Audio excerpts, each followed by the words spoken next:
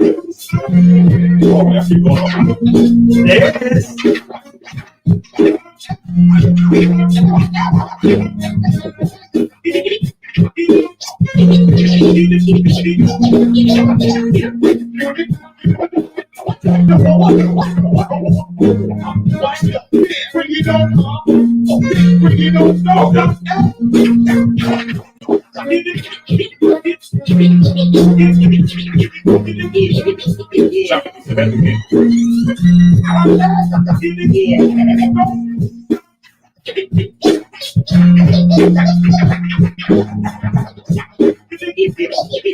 Here's the next guy. Home while you're scratching. No, home what you're scratching. Like if you're supposed to be pop, whatever you're supposed to be doing with your hands, you should be able to do that. See how it makes it cool?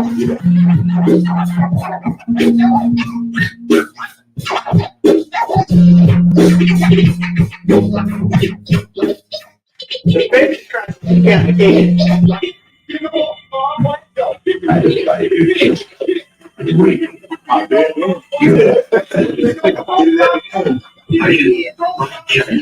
It's just to be tough.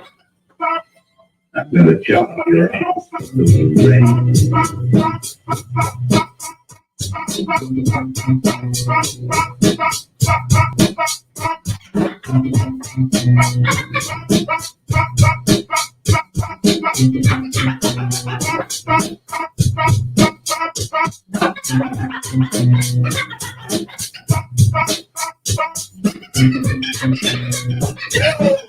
He's doing it, yeah.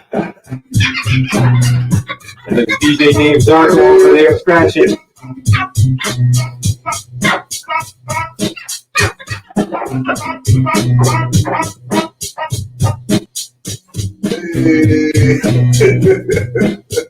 Sure, it's still live.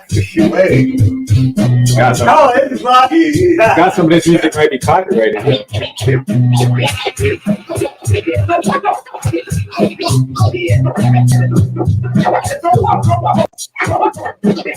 We don't be doing this, man.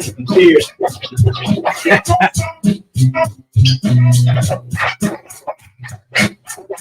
Then I need to put a muzzle on my damn mouth. Right.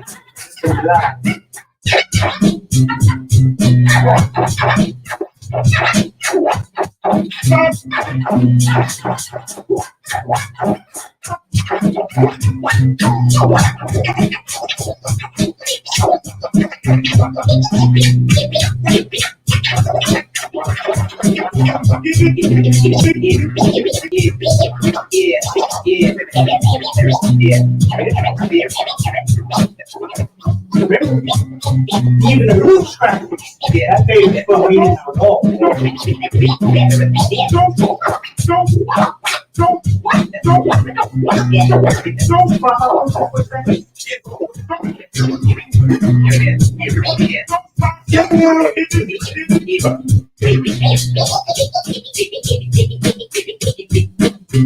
Every time I say it on the wall.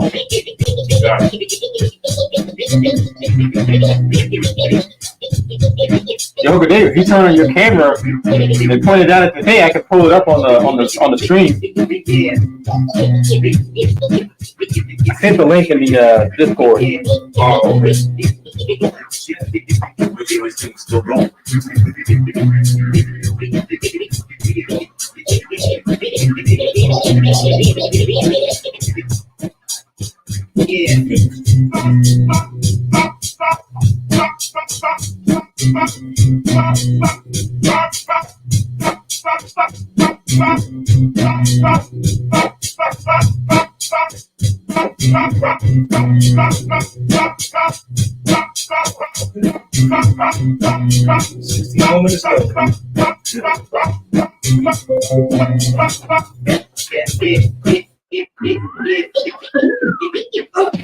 He's killer, dude. We gotta be out again, man.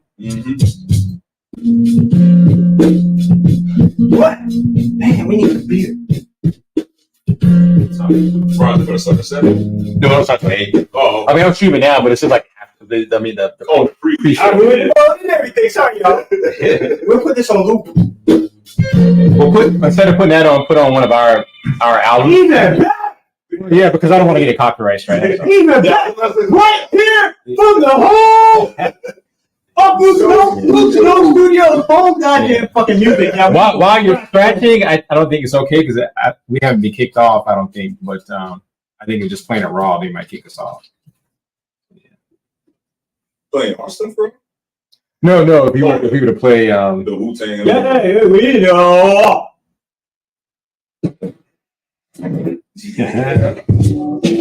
It's rare I do shit over my own shit either. But yeah, we'll be grinding with this. I wish I had made this faster.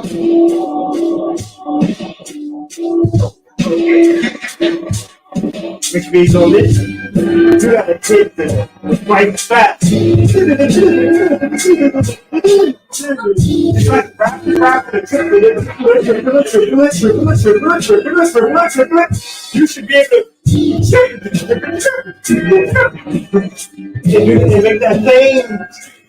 All the scratches have to fall on the same music that rap, the guitar play, the people play the tubas, whatever.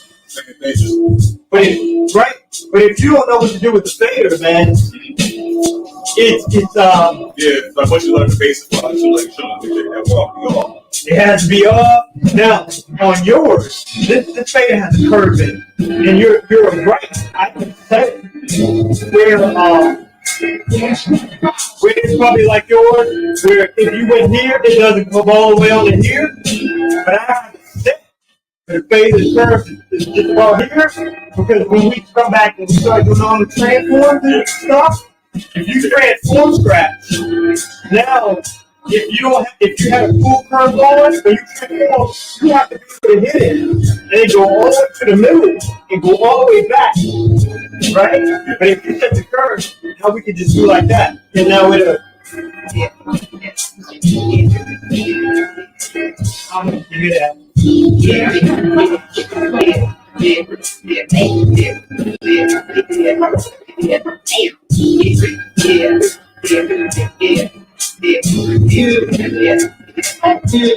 But you have to work harder when the fader curve comes. Let's roll, man.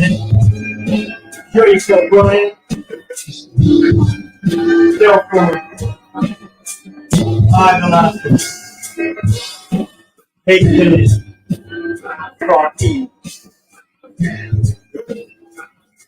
I think I got enough for anything else. y'all gonna get some tasty beer? What you want, man? Me? Nothing super bitter. That one stuff like me at John's? Yeah, or like a Bud Light. You ready? You rolling or you want to stay? Oh, nah, bro. So long as you keep going.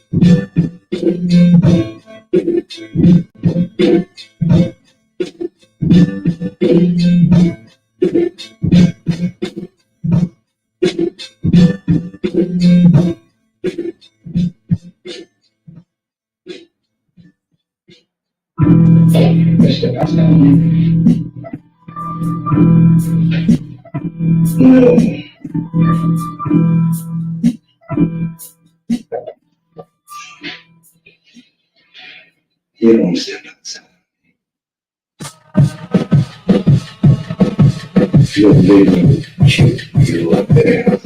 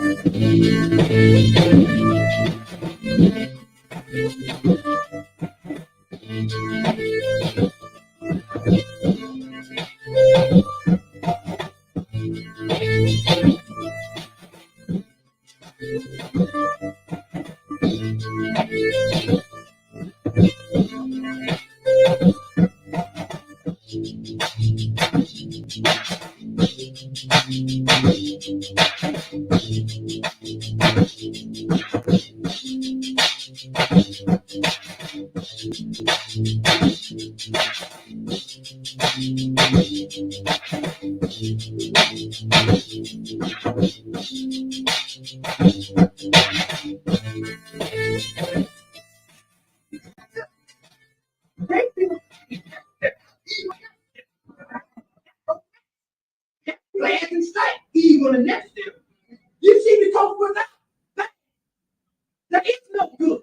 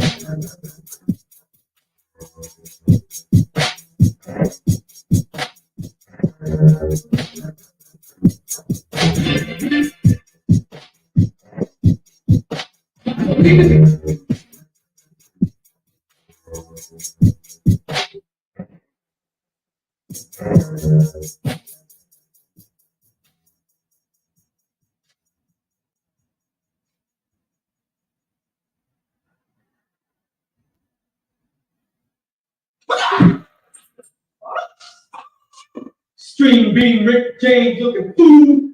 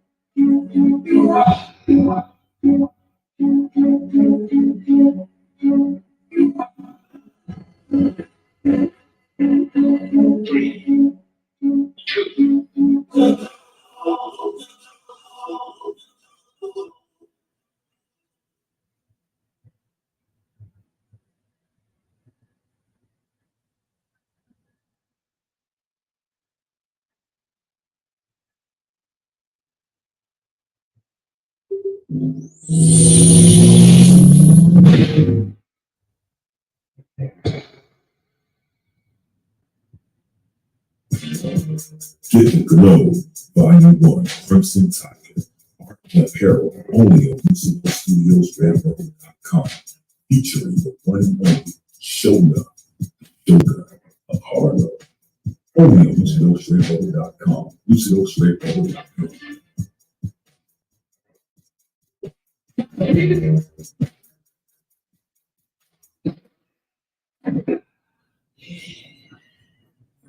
Yeah.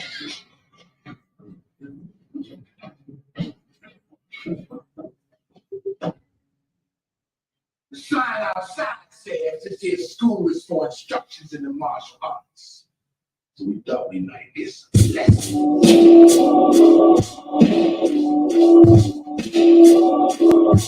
Yeah, that's right, now, sucker.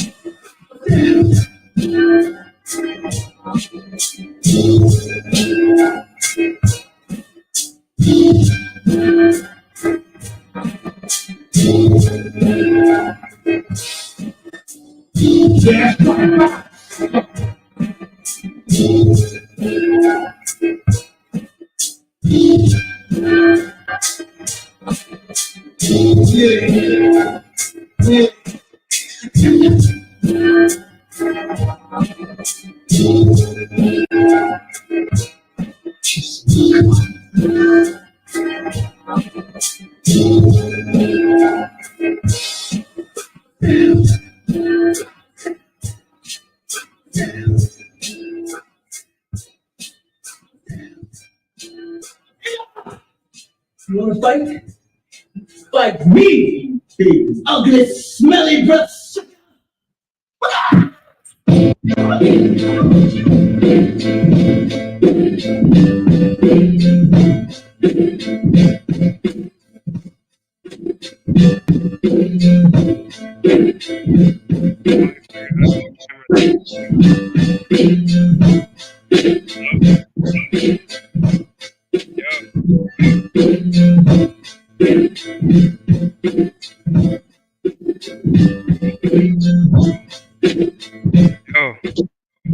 Oh, you did Curtis? Oh, we put my headphones on. I'm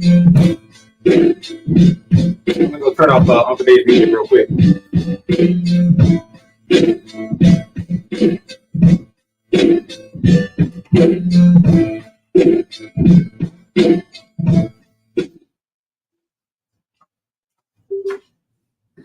Oh,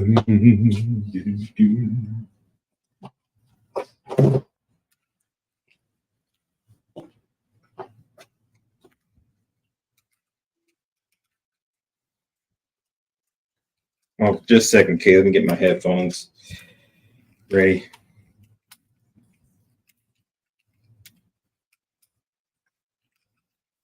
Damn.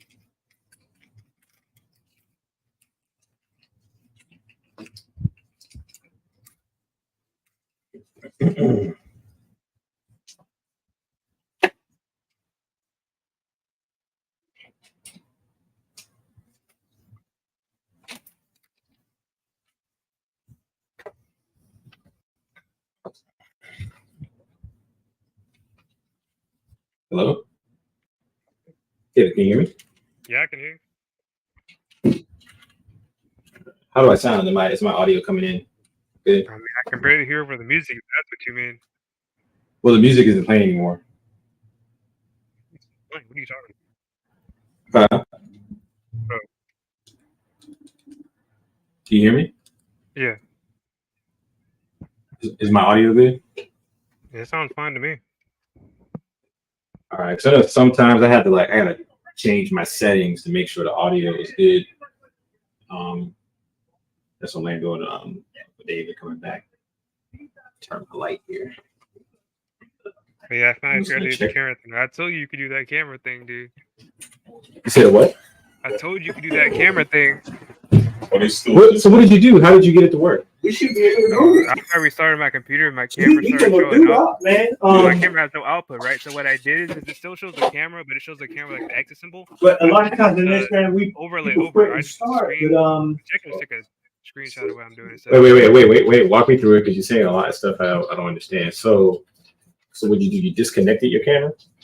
I don't have a camera on my computer at all. Okay, so how did you get it so that it just shows your screen? So basically in OBS, right? I put the camera display or the camera underneath the window capture. Mm-hmm. So the window capture is on top of the camera right now. You see, I can show you real quick. I move away the what's the camera at? DMC champion 1992. The other guy is like 94. The other guy, they like 96, 97. Japan champion. The other guy to be a title champion like that. That's way better than I am. But I don't know if he's going to do anything, man. He might be playing some when the camera's not on.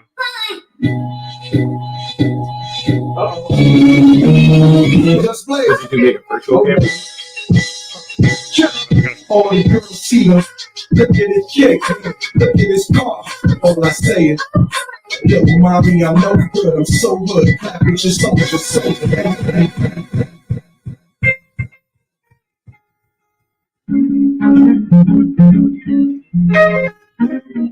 Yeah, basically you just put the capture and the video, or yeah, you put the video capture, you put a window capture on top of it. That's basically what I did. You said take a video capture, so video capture device. Yeah, so you have the sources, right? You gotta put them. You think this contract? Hold on. What am I pressing? Like the video source? I mean, you got a video capture device. upset. Well, that's Uncle Dave and Orlando in the back. So I press video capture device. Live. Yeah, you got video capture. And then I just had a window capture on top of it. All right, so I press video capture device 2. Okay. All right. So it turned on my camera.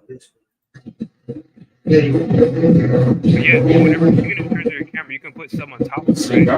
Yeah. Like it just, you gotta make it clear. Whenever you put it on top of it, it's gonna be, it's like Photoshop, right? You put a layer on top of another, and it's not working, right? On top of the video capture, right? Yeah, but what it's giving me 3 options. Like you have the video guys, my phone that I have connected, OBS virtual camera, OBS virtual camera.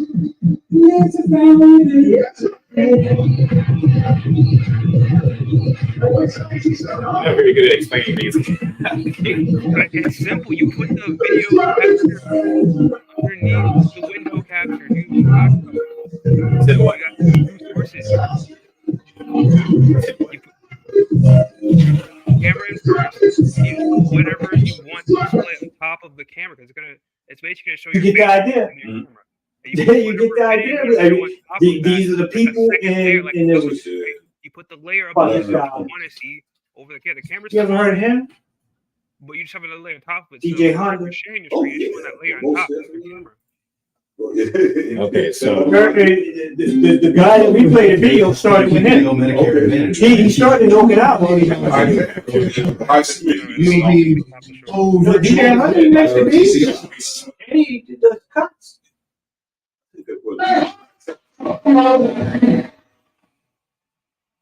You see, Brian, if you have your camera off, this is the thing that's doing, right? So that camera moves fully on.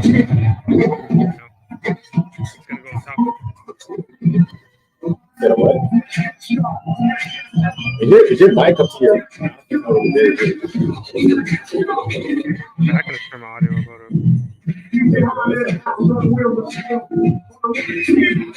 You got that music too loud so you can't hear me. No, it's just your audio. You know the record. You know what he's Yeah, okay, it doing. should be better now. Yeah, I'm about to say it's better. But yeah, you gotta put your window capture on top of your video capture. I don't know what you mean by on top. I mean like And the sources, yeah, that source has to be above whatever you want to be shown has to be the top layer. Source is like Photoshop, right? Whatever image you want to be shown on top of another layer, it's like that. Whatever you want to be seen, put it on top of the video game, right? Wherever you see your face, where am I putting it on top of it? Am I putting it in preview scene or am I putting it in the sources tab? Yeah, the sources tab.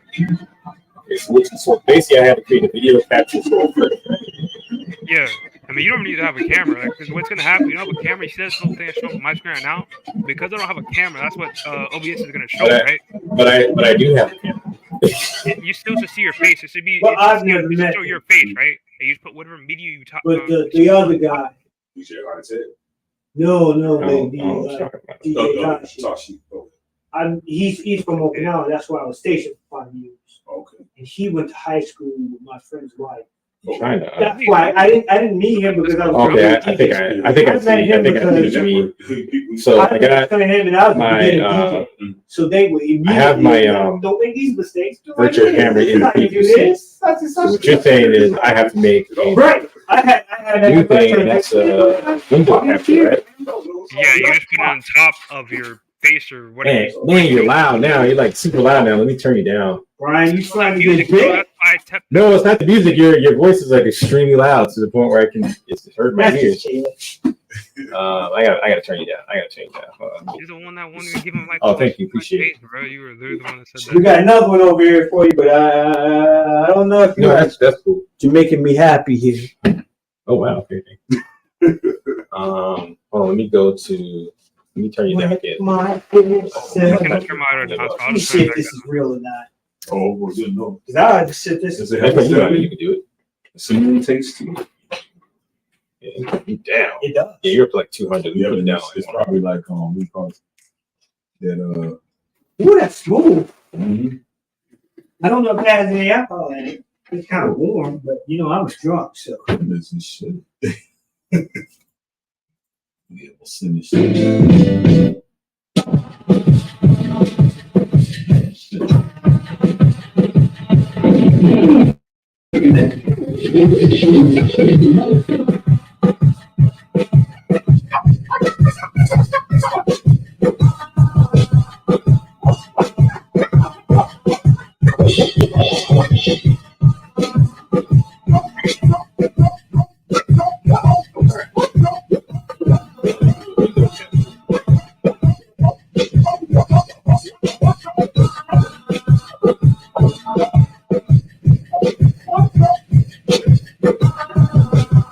I'm sorry, I can't do it, y'all.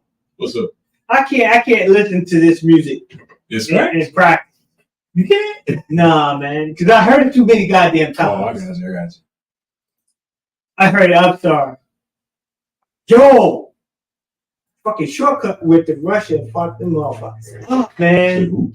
Check this out. Okay, so I got my window capture now, and I put it above the video thing, Caleb. Yeah, that's all you have to do. Why is it so big? Yeah, you're going to have to scale it down. That's what I had to do to mine. Because usually by default, it makes They kind of try to keep up with their computers to it. Every shortcut was like, I'm not having that shit in Russia. They tried. They tried. This is crazy, right? DJ shortcut from the 90s versus like, oh, yeah, you know what it's gonna be. Oh, really? You're not ready.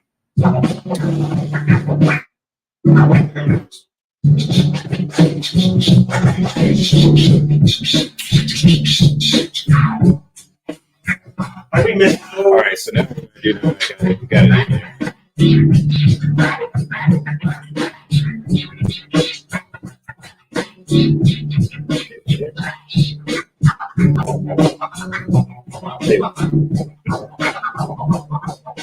Flare. I guess I can change. We're gonna do that today. Say without seeing what you're doing, I can't tell you what you're doing. Well, I got the window. How do I get it up on the StreamYard? So that's already a free. I'm saying I put it over my camera. You gotta change your camera. Your camera is an OBS. You gotta change Yeah, it. That's how fast he's I cutting. gotta change it. Yeah, because my camera set to OBS. Go back and You have watch. to turn on You virtual see that camera? fade. Wait, what? Get over. OBS, you had to turn on virtual camera, right? Yeah. You gotta start. You gotta start first, and then What? put your camera in. What? I didn't hear what you said, man. You like bring it up. I'm gonna go back. Loud, short, it's I'm gonna leave. I'm gonna leave and come back in. It's just working. No, you gotta turn your virtual camera. But it's controlling the. My virtual camera's already on. I'm just trying to figure out how to get it on. No, turn it on OBS. Like,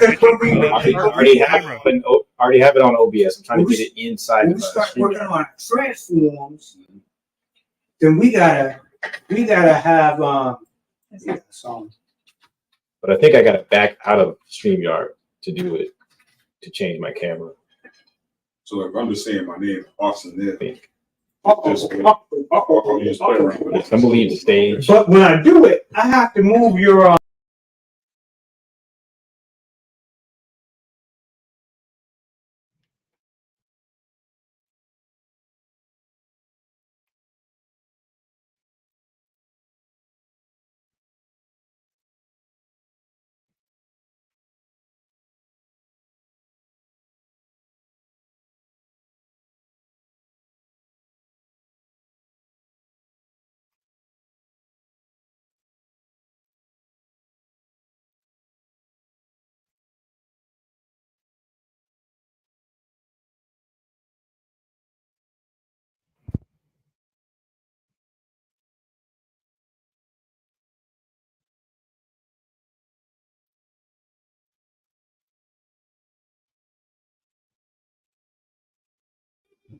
I know I'm fucking up.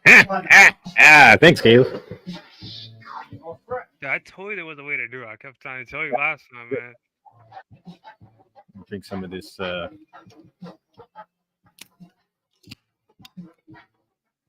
Thank you, guys. But it was supposed to be.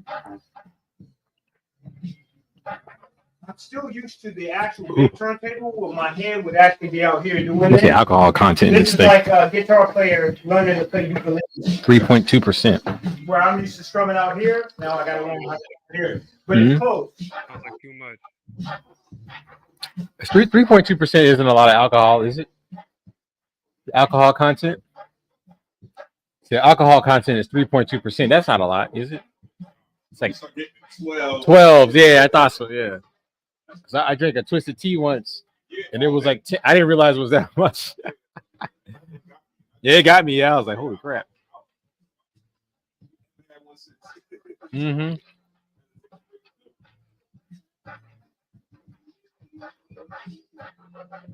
It almost tastes like soda. Good shot. They should be up on Dark Wonder, man. When you see, when you see, I wonder why I got this big black border on mine. You see that, Carver? So I wonder why I got this big black border on mine. You gotta make it bigger, bro. Let's see how do I make it bigger. Yeah, because you gotta make it a full size of your thing. Because for some, with your camera, right? Your camera's gonna be a lot smaller. Is there a size thing I gotta change or something? Yeah, you got to scale it up, right? Because in OBS, Scale what up? You see, you gotta be specific. Scale what up? bro, you gotta scale up the thing you're trying to display. That's what I'm saying. I got this thing called program scene. Why does it say program scene? I'm trying to get rid of this. So when you click on your, if you click on your window capturing your sources, right, a red box should appear, and you should be able to scale it, right? Yeah, I can scale it, but for some reason it's giving me like a square, ratio. You see what I'm saying? And I think it's because I got this stupid program don't worry thing about up. that. Just make it whenever you make it the maximum. Wait, look at my screen real quick. All right, Whenever you hold make it on. the maximum size, it's gonna snap. Because right now that's the problem you have, right? Your thing is like this, right? Yeah. You gotta scale it out. You know? Yeah, that's what you're saying. I gotta figure out get rid of this program scene. I could probably see the whole thing. If I put a real record on there, I forgot what I put. Like a where's that a manifest? If you Speaker program scene. get a skip. But the thing is, this one is skipping too. But this is that French so many times, it skips to the same word at a different part of the record. They don't say French. They only put one thing on the record. That is history. Then it's, That's good. I could turn off this when you go back, my camera thing when that for goes off, two things must be true. Right? When the record went back, the fader came on, and the record went back to the same place. Right in the silence before it said fresh. Yeah, we say you don't do it like that because this record could make the record skip. Right.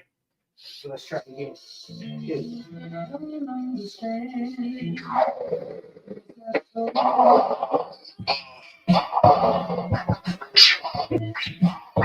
find a place which song do you want to scratch?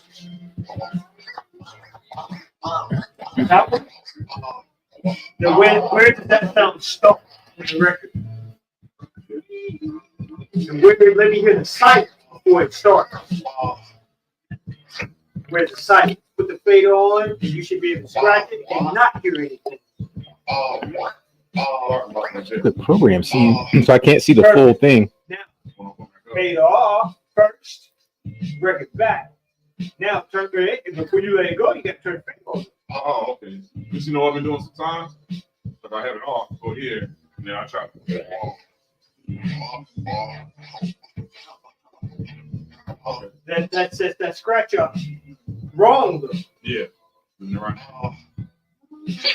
That's why when the record goes back, if you're going to scratch it, turn the fader on. If you're going to play it, turn the fader off. Maybe I think I'm bringing it over here too much where I can just only turn it right there.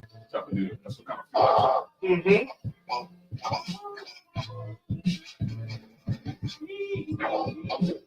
Yeah, you don't have to turn the fader all the way on, but you make because it's not set.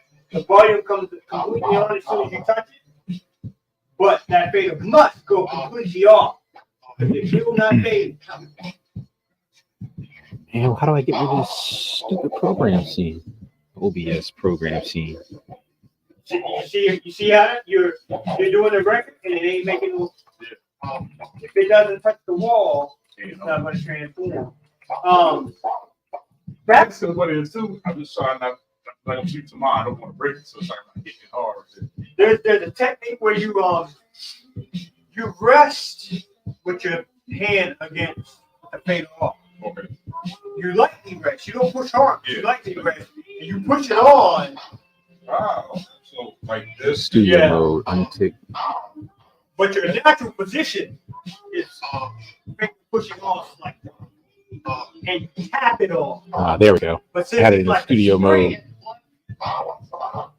So if you held it off, like it can't come on, and then try to tap against your thumb. Try to make the thumb keep it off, and try to make the other finger turn it on. Okay.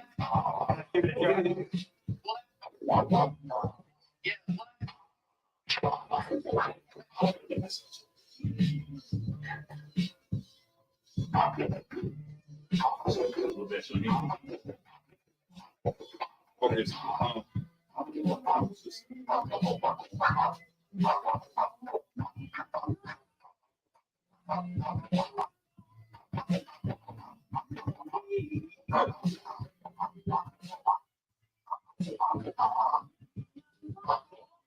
This is annoying. I should just be able to press a button and say make it full screen.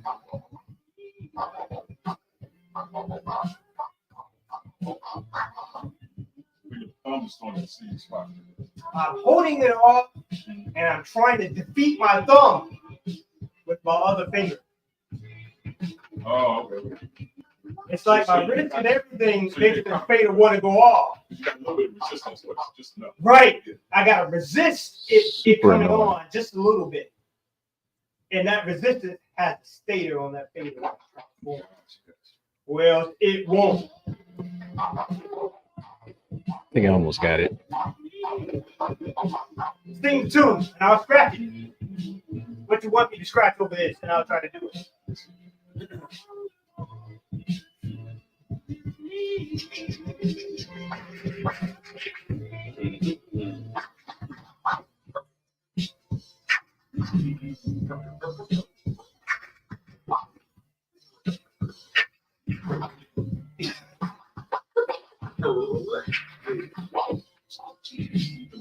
Hey, nudge it.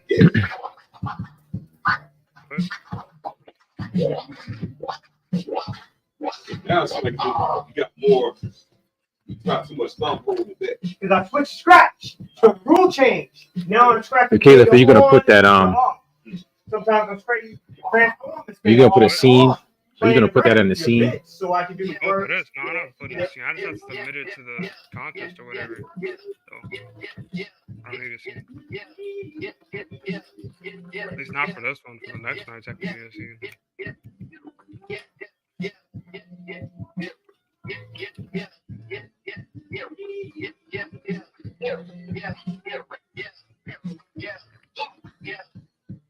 And then turn it off. Honestly, I need to keep it somewhat Turn it off optimized and too, clean so it I up like can't that go and keep completely stop crazy scratching. with this. Boom. You know? They feel like you shot even if you did something. What makes I saw a guy, he was talking and I was like, he was so right. And he pointed out, he's like, what makes people scratch routines? And I was doing it really suck. Is we start with something simple instead of working on music, we try to get more complex. So I might start with, and then I'm gonna try to. How do you see the full preview screen? Like it's only showing part of the preview screen. Like in OBS, it's only showing part of the preview screen, so I can't see the whole thing. So I gotta like Yeah, nudge it's it. fine. I about to say I could say for sure it's fine. I mean, if you go on YouTube, it's fine.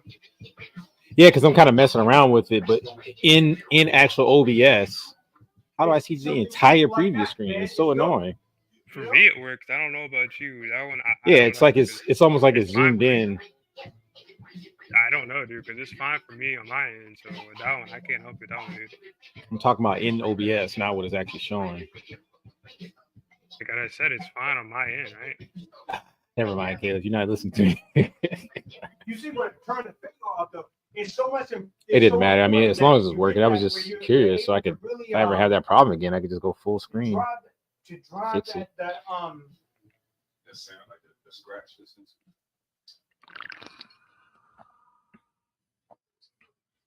oh man, I got so many that listening to man. That fucking that's that selective right feel. Yeah, what's that? That one joint. You're the one you said. Yeah, it's my. I put my stylus down. I don't know what I did with it. Yeah, no, The one in the red one? Static. Yeah. See if you got some. I'm trying to find it. Which Demetrius is calling me. Hello. All right, I put in static. That's cool. All right. All I remember just has an owl. MF Doom got some good ones. Oh yeah, I was listening to it. The hell did I do with my stylus? I was making pennies for my job as a social worker. Shut up. No. Yeah.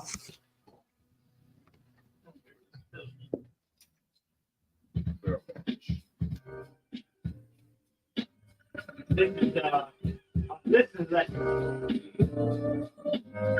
what scratch do you think and how is he doing this?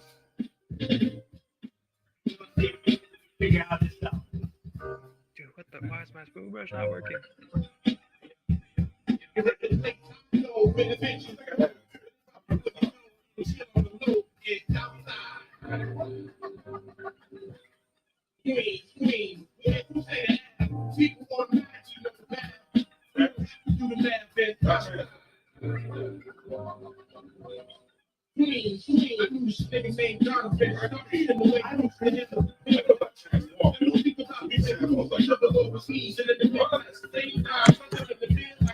Oh, that's not working. I think he's chopping it.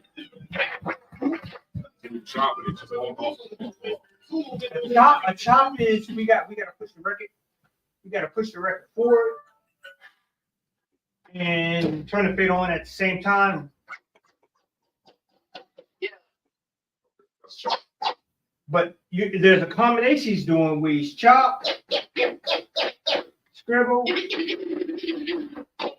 turn it back on, chop it again. So the chop, scroll.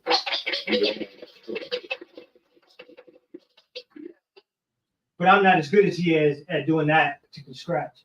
Some DJs kill certain scratch. Some DJs can kill the up and downs, and I always call them the up and downs. You know, you have the crossfader and you have the volume for this turntable and the volume for that one. You scratch with all of them, and the phono line switch. Yeah. You can transform with the You can do some of the scratches. Well, I can do some of the scratches. Some DJs, I'm sure they can kill the switch too. But like when you hear some DJs scratching on records, some DJs using a switch because it's clean. Yeah. It pops sometimes and makes a static recording. But when you scratch with it, there's a lot of time where you want it just on and off, like a clean transform. Yeah. If you don't, like I said, if you don't touch the fader every time on your transform, if you don't, when it's like, and I'm trying to make it say da da da da da da da da da da da da.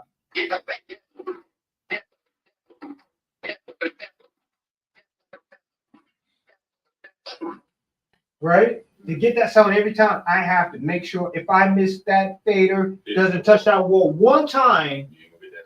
Okay, do you know what your topic was going to be? No, wrong. I played the wrong note.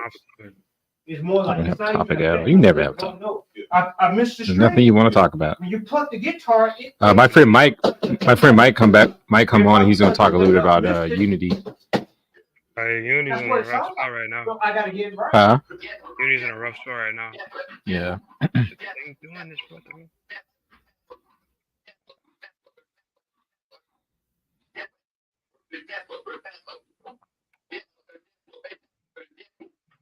You know you start getting better when you can repeat the scratch, turn it off, repeat the scratch, and make it sound exactly the same the next time. That's when it starts getting hard. You don't get it. So you're like,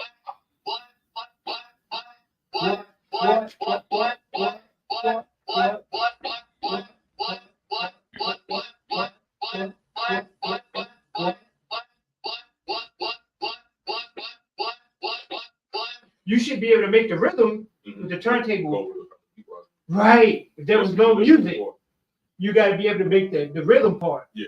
And if you can make the rhythm part, you know you got it. Yeah. Try it. You should be able to. Excuse me. So all you got to do is the model. I mean, the character. You don't have to put her in a scene or anything. Not for this one though. Oh, okay. So what is this character? She looks familiar. It seems like I've seen her somewhere. Where have you seen this character from? I don't know, but she looks familiar. Or are you making her up? Is this a character that you made up? Yeah. Have you seen her? Oh wow. Okay. Huh? I say I'm trying to be creative with this one. I mean, I'm going to start. That's pretty good because it seems familiar. That means like I think you're doing a really good job with the design Yeah, aspect because I of may it. have like a little store for this character. I kind of want her to like a blue. I don't. It is not perfect because I can't do what I want to. Because what I was Yeah. thinking is, I was gonna have like a shader that actually like, moves up and down to make to emulate a flame effect. But because Yeah. like basically got to make this character for a phone, I can't really do that. So I might make it red and orange instead of blue. But I felt the blue went better with the white skin, to be honest with you. Yeah. So Yeah, it looks good.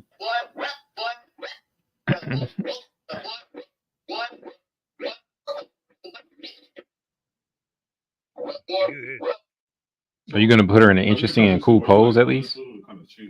yeah, for the purpose of putting my Instagram art station, yeah. I turn the fade off. Me for the contest too. Right before the song starts, I turn the For the fade on. contest, I just submit a character. It's just whatever the judges like the most. Like that make the character optimized, right? This contest is a lot more relaxed than the other one. What happens if I win, right? Winning in this one means my character be featured, right? On the Yeah. front page. But no matter what, if I get in the contest, I'm going to be put in the world, right? So basically, Yeah. right? They make a Halloween world that everyone goes to, right? We And know then exactly what's what's in the world. But if I win, right? Now, whenever you first load up, Well, for this, right? But when I enter here, and then now you have to go to the world, then find it, right? Yeah. I try to As do long as I get one, it off in the match, should be in the turn the contest. fade off, I looked at some of the check the last record interviews. back, I was like, you're not turn the bad. fade on, Somebody made a literal hat, and that's it. Turn They the fade submitted off, a hat. I was like, bro, turn the you record back, make a hat and make it in here? I was like, okay. turn the fade on, perfect. They made a hat with the eyeball. I was like, are you serious? I've only been back to see. Huh? I've been Like, trying to do it at the did you same see time. some pictures from the stuff that people made? Some of the Yeah, I'm but good. it's gonna put that scrape in there. Yeah, okay. I'm good. I'm working, man. So off first, then that, then play. Okay. And then when you learn to do fast, you can make say, what? Yeah, see, that's what I'm trying to like. Okay, What? now What? You could just make a scratch with it, just playing it normal. trying to see how to make you go fast like that. What? Hey, Lando, did you know what you wanted to talk about? You didn't have okay, all right. Fine. What about you, Uncle Dave? Oh, okay. Mm-hmm. Talk about DJing. You set your camera? Yeah, I'm setting my camera. Yeah. So you should have said you can, and so the audience can watch you guys while you're doing it. That would have been cool. Yeah. We're about to get started. About to get started soon. Okay, so yeah, I said I was. Oh, that's why I think it's working. There we go. That's so much better. Sometimes you do, sometimes you don't. Yeah. Penny wants to scratch. Let me get it, man. Oh, bro, you recording right now? Huh? You recording on? I think you went. Huh? I sent that link to you. To the what? I sent that link to your email. Oh, okay. Cool. All right. Yeah. I think you shouldn't have a Any password. other time that Like, you know how it is. Sometimes we made the same accident. on Yeah. I don't think it's. You shouldn't. messaging. All right. But so just call me. Okay. All right. But it's saying it went. Yeah. Cool. Yeah. You sent it to my email. Yeah. All right. Every time. Yeah, no, Turn this goddamn thing on. I don't want to fucking change the shit, man. Just give me the link. It's cool.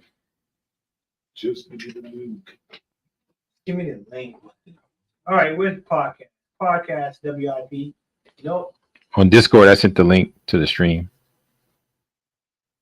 There's a lot of Discord in here. I mean, I added everyone.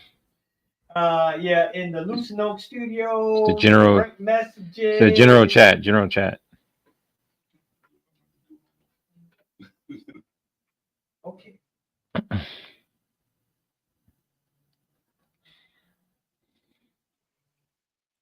Working on how, okay, looks good. Hello, VR chat. Nope, that's spookality. What the fuck? You look at the wrong thing, Dave. What the wrong? Yes, it's in the general chat. There's 2 general chats. Oh my god, man. I mean, I added everyone. It should come up as a message that you haven't man, seen you yet. old, bro. I got a billion things, man, because I'm hanging out here with you guys, man. Caleb was calling you old.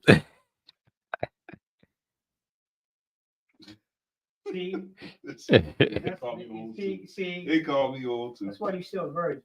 Hey, for the current standard, I'm doing pretty well. Okay. Like, have you looked at the statistics, sir? Hook it up. Mike is working one, two. Holiday. Echo. Nah, bro.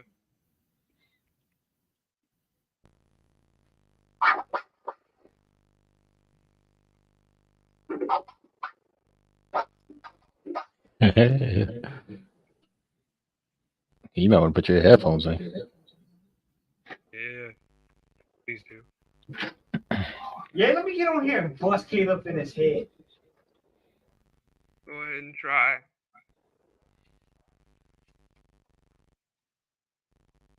Better yet, let me starve Caleb. Yeah.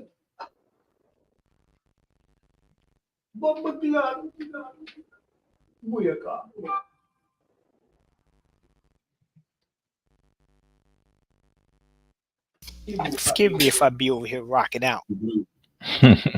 I hate this. I hate this. StreamYard sucks, though, man. This will never work for music. Oh, Johnny. Well, I would say you're. Oh, that delay? Oh, that delay? Oh, you ain't gonna be no scratch performance. I have to ignore you Oh, guys yeah. to be able to put some, I gotta go to live feed to kind of set. I can't listen to what you guys are saying. You have to put me in the background or something like that. Yeah. I guess what I'm saying though is, remember before your audio was messing up? Now it doesn't seem like it's working. So. But you hear when I talk, there's like a 30-second delay. Oh, it's happening. Right, man. Yeah, I don't know what that is. Yeah, this is on your end, Dave. Yeah, it's happening. Like it starts off normal, then it does that weird sound. Oh, stinking slum rock. Okay, it's better. It's better now.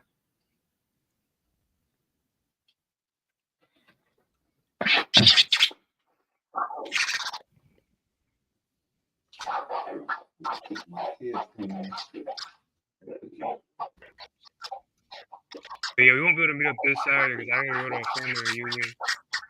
Oh, okay.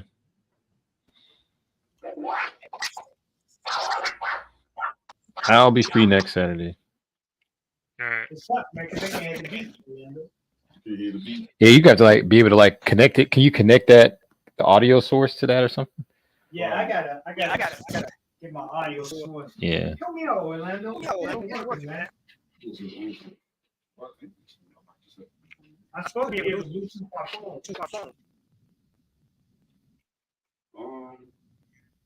What you trying to do? I'm supposed to be able to use Oh, this is this. Oh, yeah. Oh. This is the Lucent Troupe. They want to You going to your saving part, that's going to go slide down. Oh, do it again. And you should be able to connect this. This should be the option. So when you hit that Bluetooth, the actual words, you should be able to expand. Hit it. Excuse me. Connecting.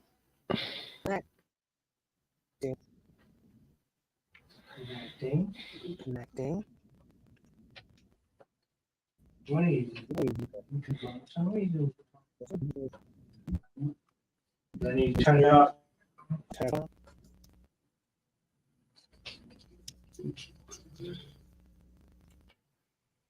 Does the button supposed to light up? Yeah, it's a blue button here that kind of light up. It's not working. Let's try it. Yeah, you spin. Try just clicking on it.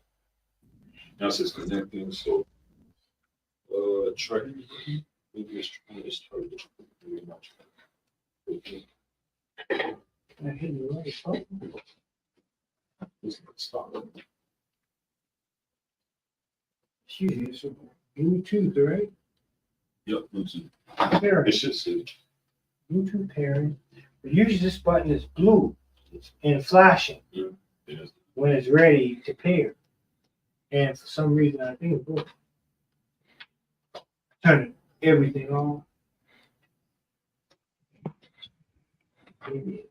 You see what I mean? Yeah, Brian, you definitely should learn substance fan. Substance fan is definitely the way to go for texture. It's For real. Memphis calling Mario, so that's what I got. Did you tell him about to do? I should be able to, right? So Basically, it's- Hey, your mic is going in and out, Case. I don't know if you got it far Man, away that's from what you the now. thing is. Like, I need to tape this thing or something because it keeps going too low at the little stick is. How you gonna get the beat? I don't know. I thought you said it over your headset. Okay. Only thing I don't like is Where's it at? it's hard to get the beat louder than the record.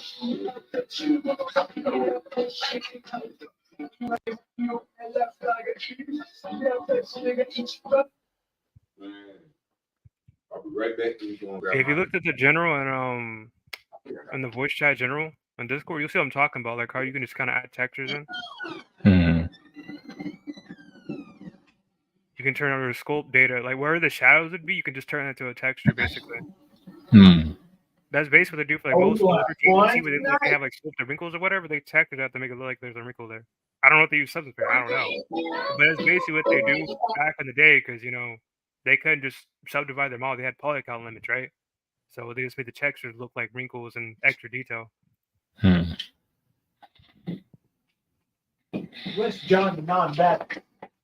And then the best texture I use substance pair to kind Oh of. God, I made two things, two accidental jokes, man. Today, the first joke was a crash course in aeronautical training. You didn't get that, did you? You said it what now? Crash course. I accidentally. I gotta unmute you. Oh, there you go. First joke I accidentally made was a crash course in aeronautical training. Terrible, right? Airplanes crash. You get it. I didn't mean to make that joke. Made me forget the second thing I said. Something about John the non-Baptist. Brother's name is John the non-Baptist. That name's gonna stick. You call John to see if he's showing up. John's name is John the non-Baptist. Because you don't go to church. Oh, man.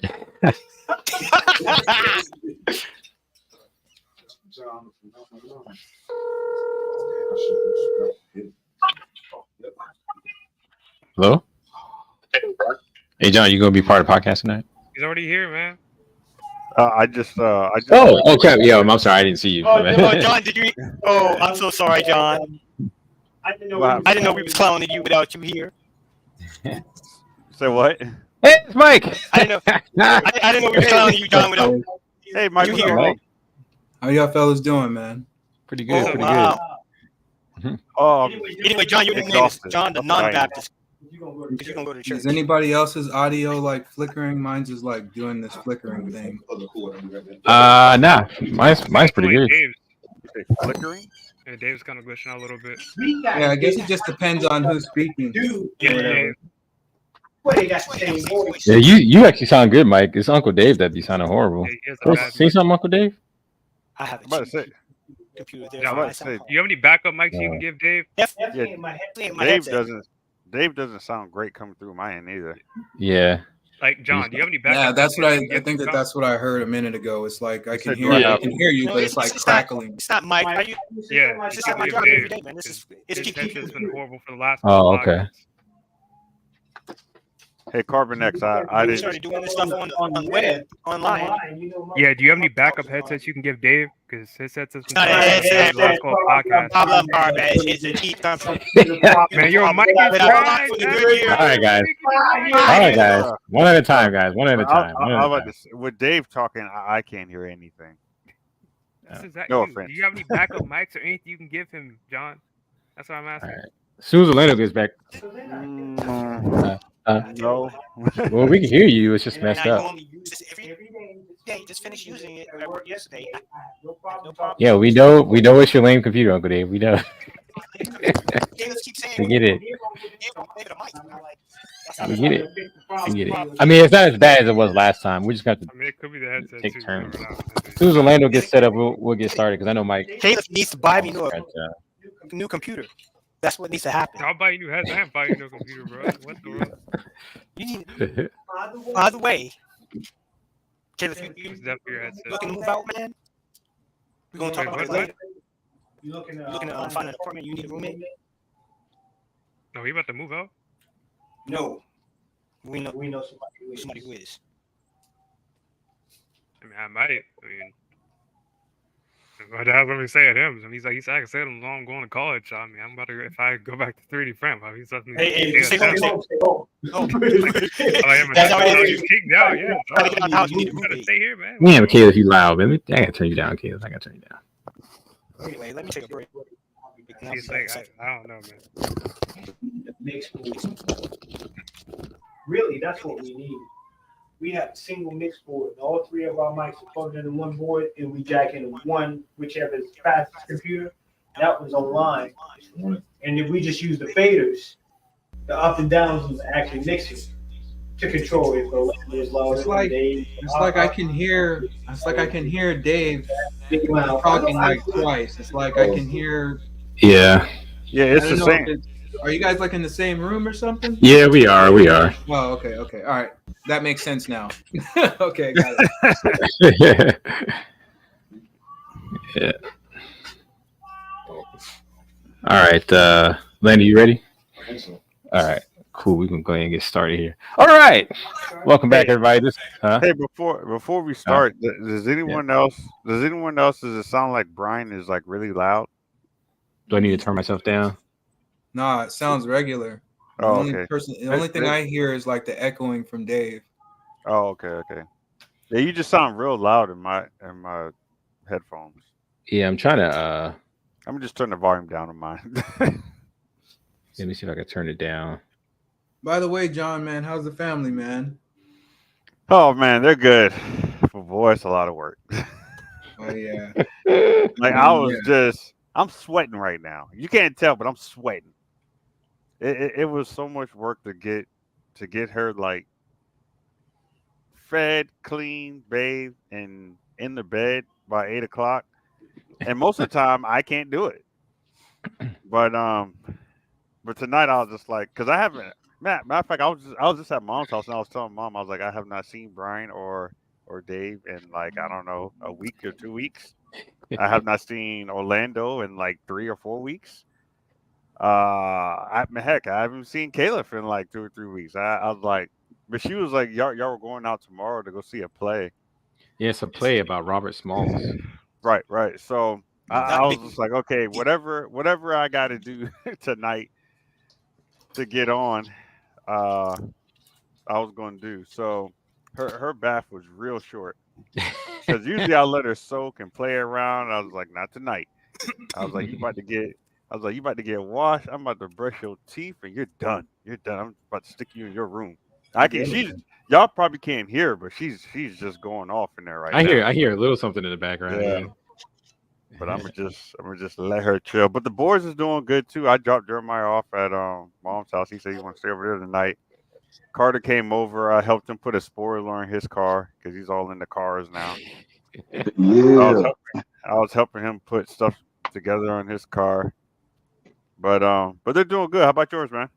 Man, that's what's up, man. I'm happy to hear it, man. Like, nah, man. I mean, mine are like they're grown people.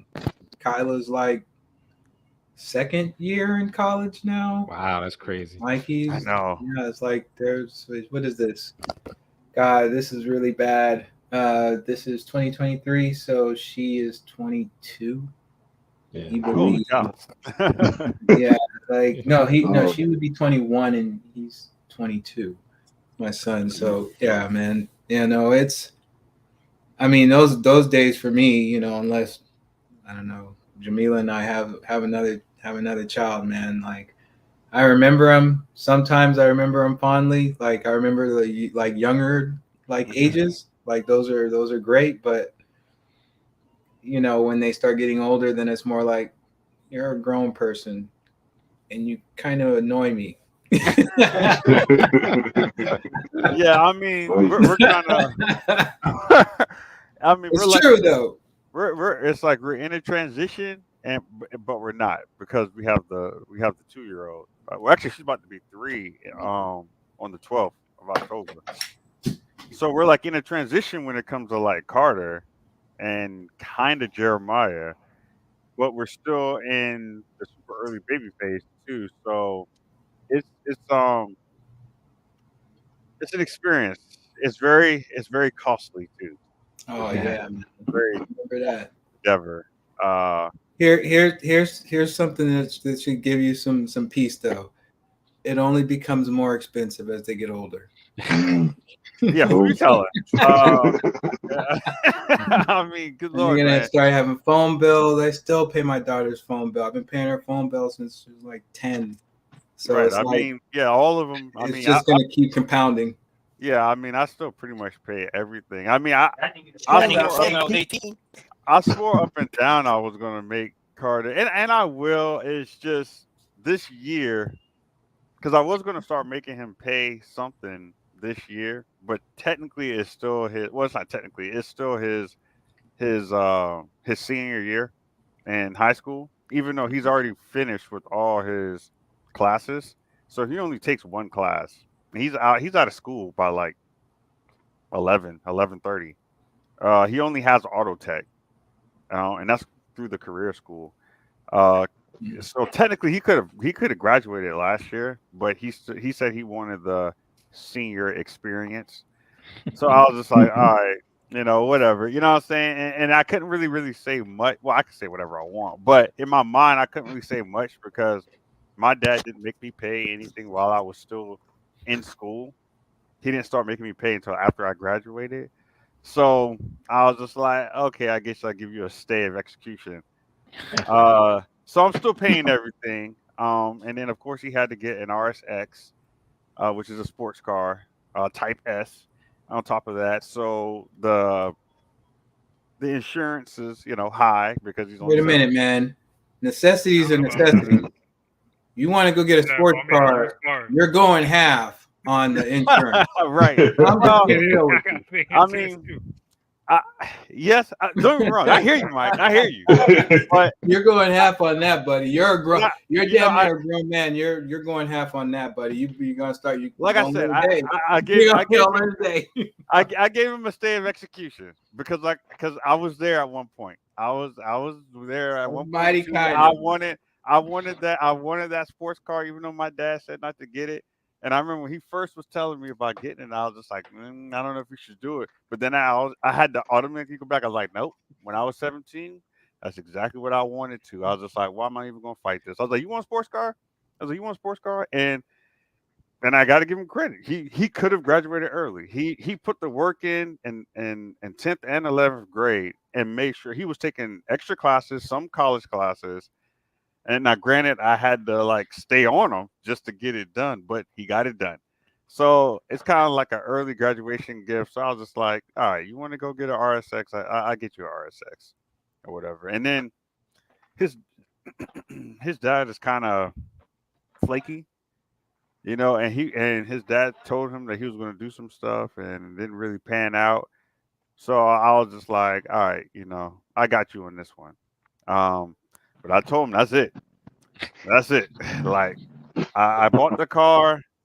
It was a really expensive repair to get it done, but it is what it is. But at the end of the day, like even when he left here, like just smile ear to ear. Like he was so happy. Yeah. I was just like, it's all worth it. I was just like, go have fun, man, because he's going to some car show tonight.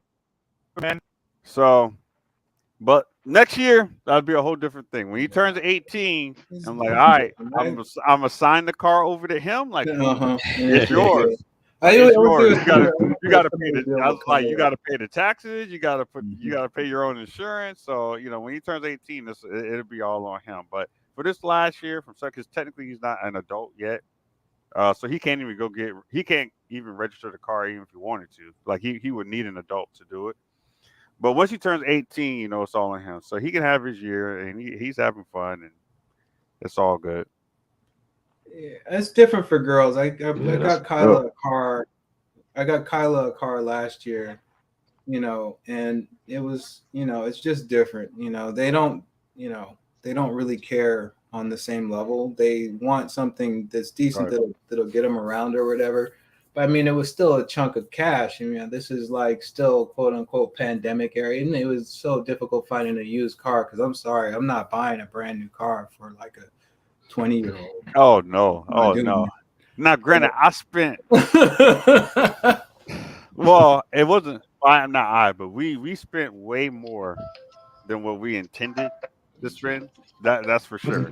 Like my dad didn't pay nowhere near as much as what we paid for my first car. But like I said, I mean, in the end, like he's happy. It's a good car. Come on, man. Mike's up here. You know, I mean, it's fast, and he wants to put even more stuff on it to make it even more fast. And I was like, that's on him. I was like, bro, that's what I said. Like, I bought the car, bro. I bought the car. I made the repairs to make sure it was in good working order. I was like, anything else? But I mean, I give it to him. He went out and got a job. He got a job. All the little things that he's doing to it, like putting a spoiler on it, and then he wanted to put like custom emblems on them. He's been paying for it himself. I mean, he even set up the entire because he put a racing exhaust in it. He bought it himself. He set up the installation for it. I mean, the only thing I did was just take him up there and drop it off.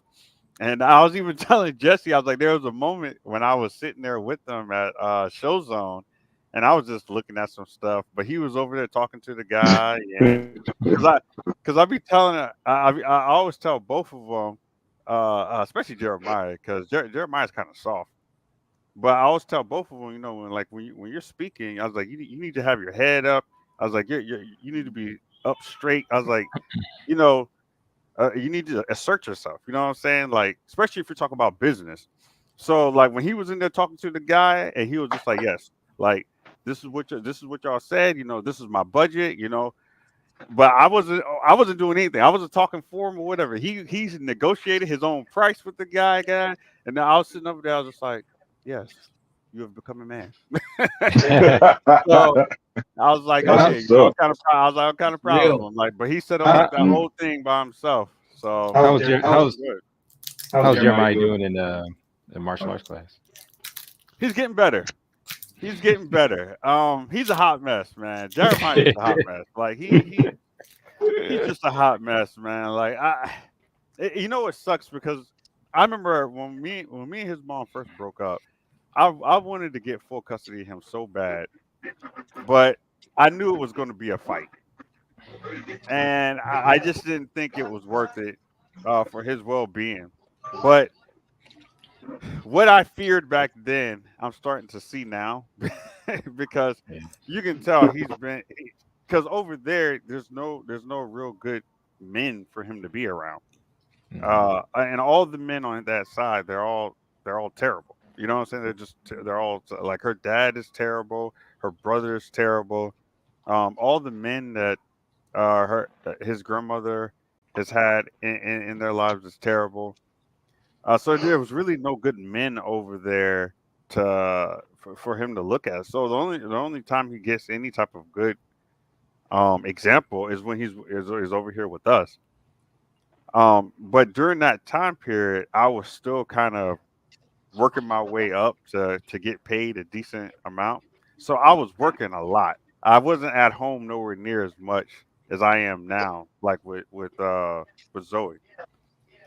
So unfortunately he had to spend a lot of time over there.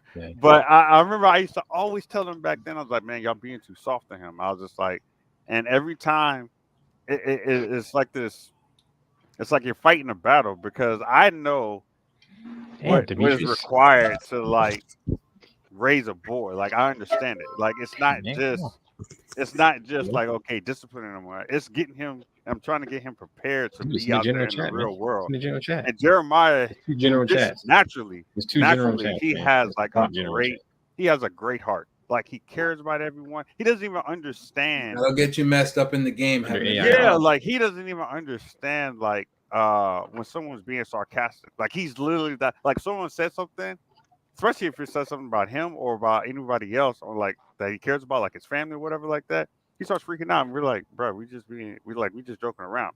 But that's how much he can. Like, he just through and through just has a great heart, which is great. And I told him, I was like, look, I'm never ever going to try to take that away from you. No, You should man. I always be might that way. challenge you on But that. you Great heart can't. thing. Oh no. It's a great it's a great thing to have. It's a great I thing think to have. I But don't know. It can. just Yeah. as Dude, is a it's good go to the strength, very top. it's, It says it's ideas, also AR, then it says general. Click on oh, you're general. talking to somebody else. My Very bad. bottom, there's the link. Just like how it's a great strength, but it can also be your greatest weakness as well. Yeah, you know. You can be taken advantage of. So you have to Yeah, understand that when would to be my turn it concern, on, man. when to turn it on, and when to turn it off. And that's what Yeah, I'm. but And that's what I'm everybody can't struggling with. compartmentalize like that, though. I know, and he struggles with that, and that's what I'm struggling with right now with Jeremiah. Is just like, bruh, like the world sucks, man. I'm sorry. You just have to get, you know what I'm The saying? world is butt cheeks, bro. Yeah, like I'm sorry, bro. like the world sucks, man. Like I mean, I don't know. And it's like, I'm not trying to be negative. totally and disagree. I'm The trying, brother's but great, man. Nah, man, that's being real. That's not No, being it's being negative, real, man. That's especially being real, man. especially as a black. If Jeremiah can Yeah, decide he decide he want to do, how you want to do? he can end up anywhere. You can end up anywhere in I don't know about here. here, No. but I'm for one. But I'm for one. We're from a small town, no money. No money. And if he decides he wants to do something, push his mind to it, he gets that together. Career where he want to go, he can go. He can survive or thrive. It's up to him. It's up to him. No, David. That's not what we're talking about. Okay, we're talking about David. Yes, you've been all over, or you've been everywhere in the world, right? You've been in the military. You've gone. He can too. He can too. Hold on a second. No, he can't. Not right now. Not in his current state. You know what I'm saying? No, his skin, your skin was tough. You had tough skin, David. That's how you made it through. You know what I'm saying? You didn't take no shit from nobody. You know what I mean? You see what I'm saying? Like, that's the difference. You know what I'm saying? Jeremiah, when it comes to that department, he's still real soft at it. Why? Because he, we're his family and we love him. He's cool, and he thinks everyone's going to be that way. No, you know what I'm saying? Most people don't give a shit about who you are, or where you come from, or whatever. It's about results, and it's about you being able to take. Being able to take some criticism and stuff like that, especially if you're like you gotta have black thick skin. And he black. He's a black young. No. That skin needs to be damn near like steel if you're going to survive in this world. And that's what I'm trying to get him to understand. Like even when we start talking about like Black history and stuff like that, it's like he can't even believe it. You know what I'm saying? Like my God, there's people actually in this world. I was like, no, Jeremiah. There's not people that was like. Hold on, it's like People that are. There's people that still exist to this day that you're going to see, that you see every day, that you just don't know it. You know what I'm saying? I was like, that's what I'm trying to get him to understand. Let me interject. And I was talking to some other guys. Am I coming in? Yeah. Am I coming in? Can people hear me? But I can hear you. Yeah. Okay. Oh, that might be because of me. I was talking to some other guys on another YouTube channel about this. And really what this is a failure of the Black community to pass down Black history and to get our children prepared for the type of world that they're entering, despite things changing and a whole bunch of stuff like that, and it looks a little different. The reality is still the same. If you're a Black man in this country, you're on the fucking bottom. You're on the bottom. You have to understand that. You're at a disadvantage. Yeah, exactly. You're already at disadvantage. And like, it's not that you can't make it. It's just you have to understand what your position is so that you understand the obstacles. Exactly. What you have to do. And I tell every young, especially any of the young Black, what do you call it? Apprentices that come through my job. I was just like, look, man. I was like, first of all, we're in the South. You know what I mean? We're in the South. We're in the Bible Belt, and these white people don't like you. It doesn't matter how smart you are. It doesn't matter how talented you are. They don't care. You know what I'm saying? And they're going to do whatever they can to put their people above you as much as possible. Now, can you? They'll put the fucking immigrants above you. Right. And it's funny because every time they get sent with me, I think this is the reason why they stopped sending a lot of them to me or whatever. Oh, well, to some degree, because some of it is because they know I don't bullshit. And I tell them, like, okay, look, yes, you're going to get paid well or whatever, but you're going to have to deal with a lot of bullshit or whatever. And they're going to be on some bullshit. So I think they like sending them to me because they know I'm going to train them right and get the job done. but they don't like sending them to me because I put them on game about how the system works, right? Because there's holes in the system, even for black people, and they don't like that. Like especially when I had one go in there when he was negotiating his raise, and I was telling him how the actual hierarchy works when it comes to certain positions. And he said that when he came back and talked to me, he was just like they was looking at him like he was so crazy because they was just like, how does this 20-year-old know like the whole? I'm like, yeah, yeah, I told him. Yeah, you're not gonna screw them. You're not gonna screw them. Not on my watch. You know what I'm saying? If they're gonna come to me, I'm gonna tell them what's real. I'm gonna tell them how to make it. You know what I'm saying? Because I know y'all gonna try to screw them over every chance that you get. You see what I'm saying? But that's what I'm trying to get him Common to- information, John? Is that something he could Google? What's that? Is that information like the hierarchy of the? Is that information like hierarchy of the company that you gave game to that young man? Could you Google that? I can't hear a thing you're saying. Yeah, your Dave, audio. Dave, you're Hold going on, in hold and on, out. hold on. I can't hear nothing. We Yeah, can't your have audio's what's called horrible. to the studio. We can only have 6 people in here. Yeah. You want to bow out, Uncle Dave? You can't hear you. Yeah. Hey, am I coming through okay? Yeah, you're good. Oh, okay. All right. Like, why I don't don't- you I'll go back leave to and then rejoin? Yeah, We maybe tried that we'll- before. Yeah. Anyway, but long story short, he's a work in progress. Luckily, I'm gonna start having him a little bit more now because his mom is gonna start working some extra shifts, so he's gonna have to be with me more. And I told him, I was like, look, man, really, you got 4 more years. I was like, I'm trying to get you right these last 4 years because the real world is gonna be coming at you so fast once you get out. I was just like, Jeremiah, right now you're not equipped to deal with it. How I old was is just that like, kid now? What, about 14, some shit like that? yeah, he's 14. He's 14. Okay, yeah. And his maturity level is still really, really low for his age.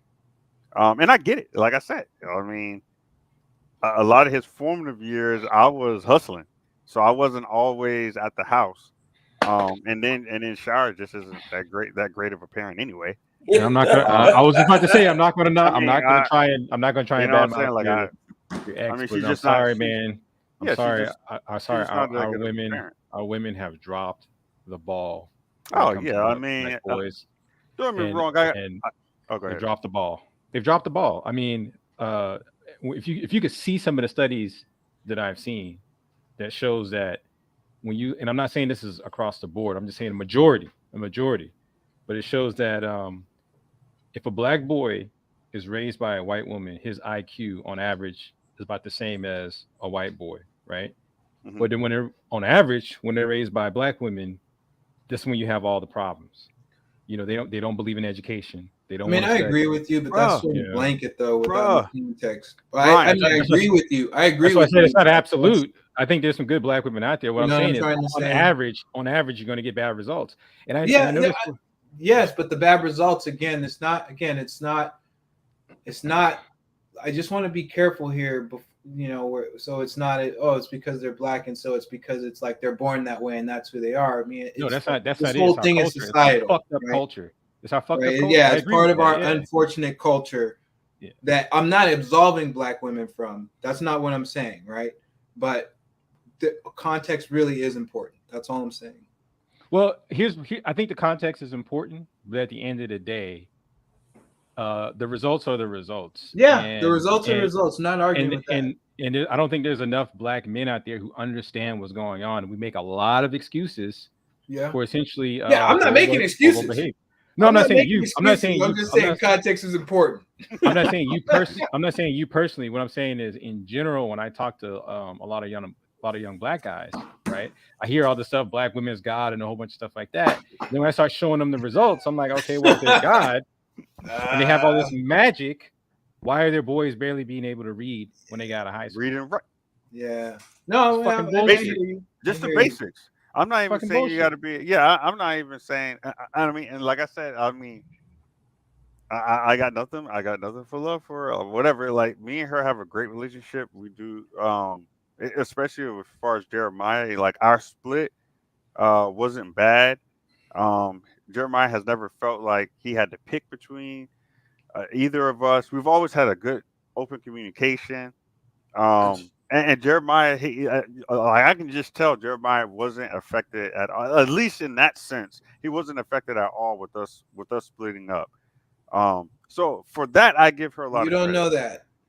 Well, I said when it You don't comes know to, that. You can. what I mean is when it like comes respectfully, man, kids being from a broken home, I am telling you that there's a certain effect that it has on a child's psyche. And no, I didn't I say it didn't have experienced any it, effect. and my younger brother Tony, who, you know, as you all know, he has had problems and trouble with the law and all kinds of other stuff. You know, it Right, affects it affects kids, even if parents don't understand that it affects them. No, well, I do think is when it comes to his social skills, yes, I think but I mean their whole generation social skills is shit. Let's be I real. don't So, know, they're but weird, bro. what I mean, yeah, I know, right? But what I mean is it hasn't. He doesn't have like this. Like his mom never badmouthed me to him. I don't badmouth his mom in front of him. You know what I mean? Like he understands, like, okay, yes, they split up, they're no longer together, but they both love me, they're both here for me.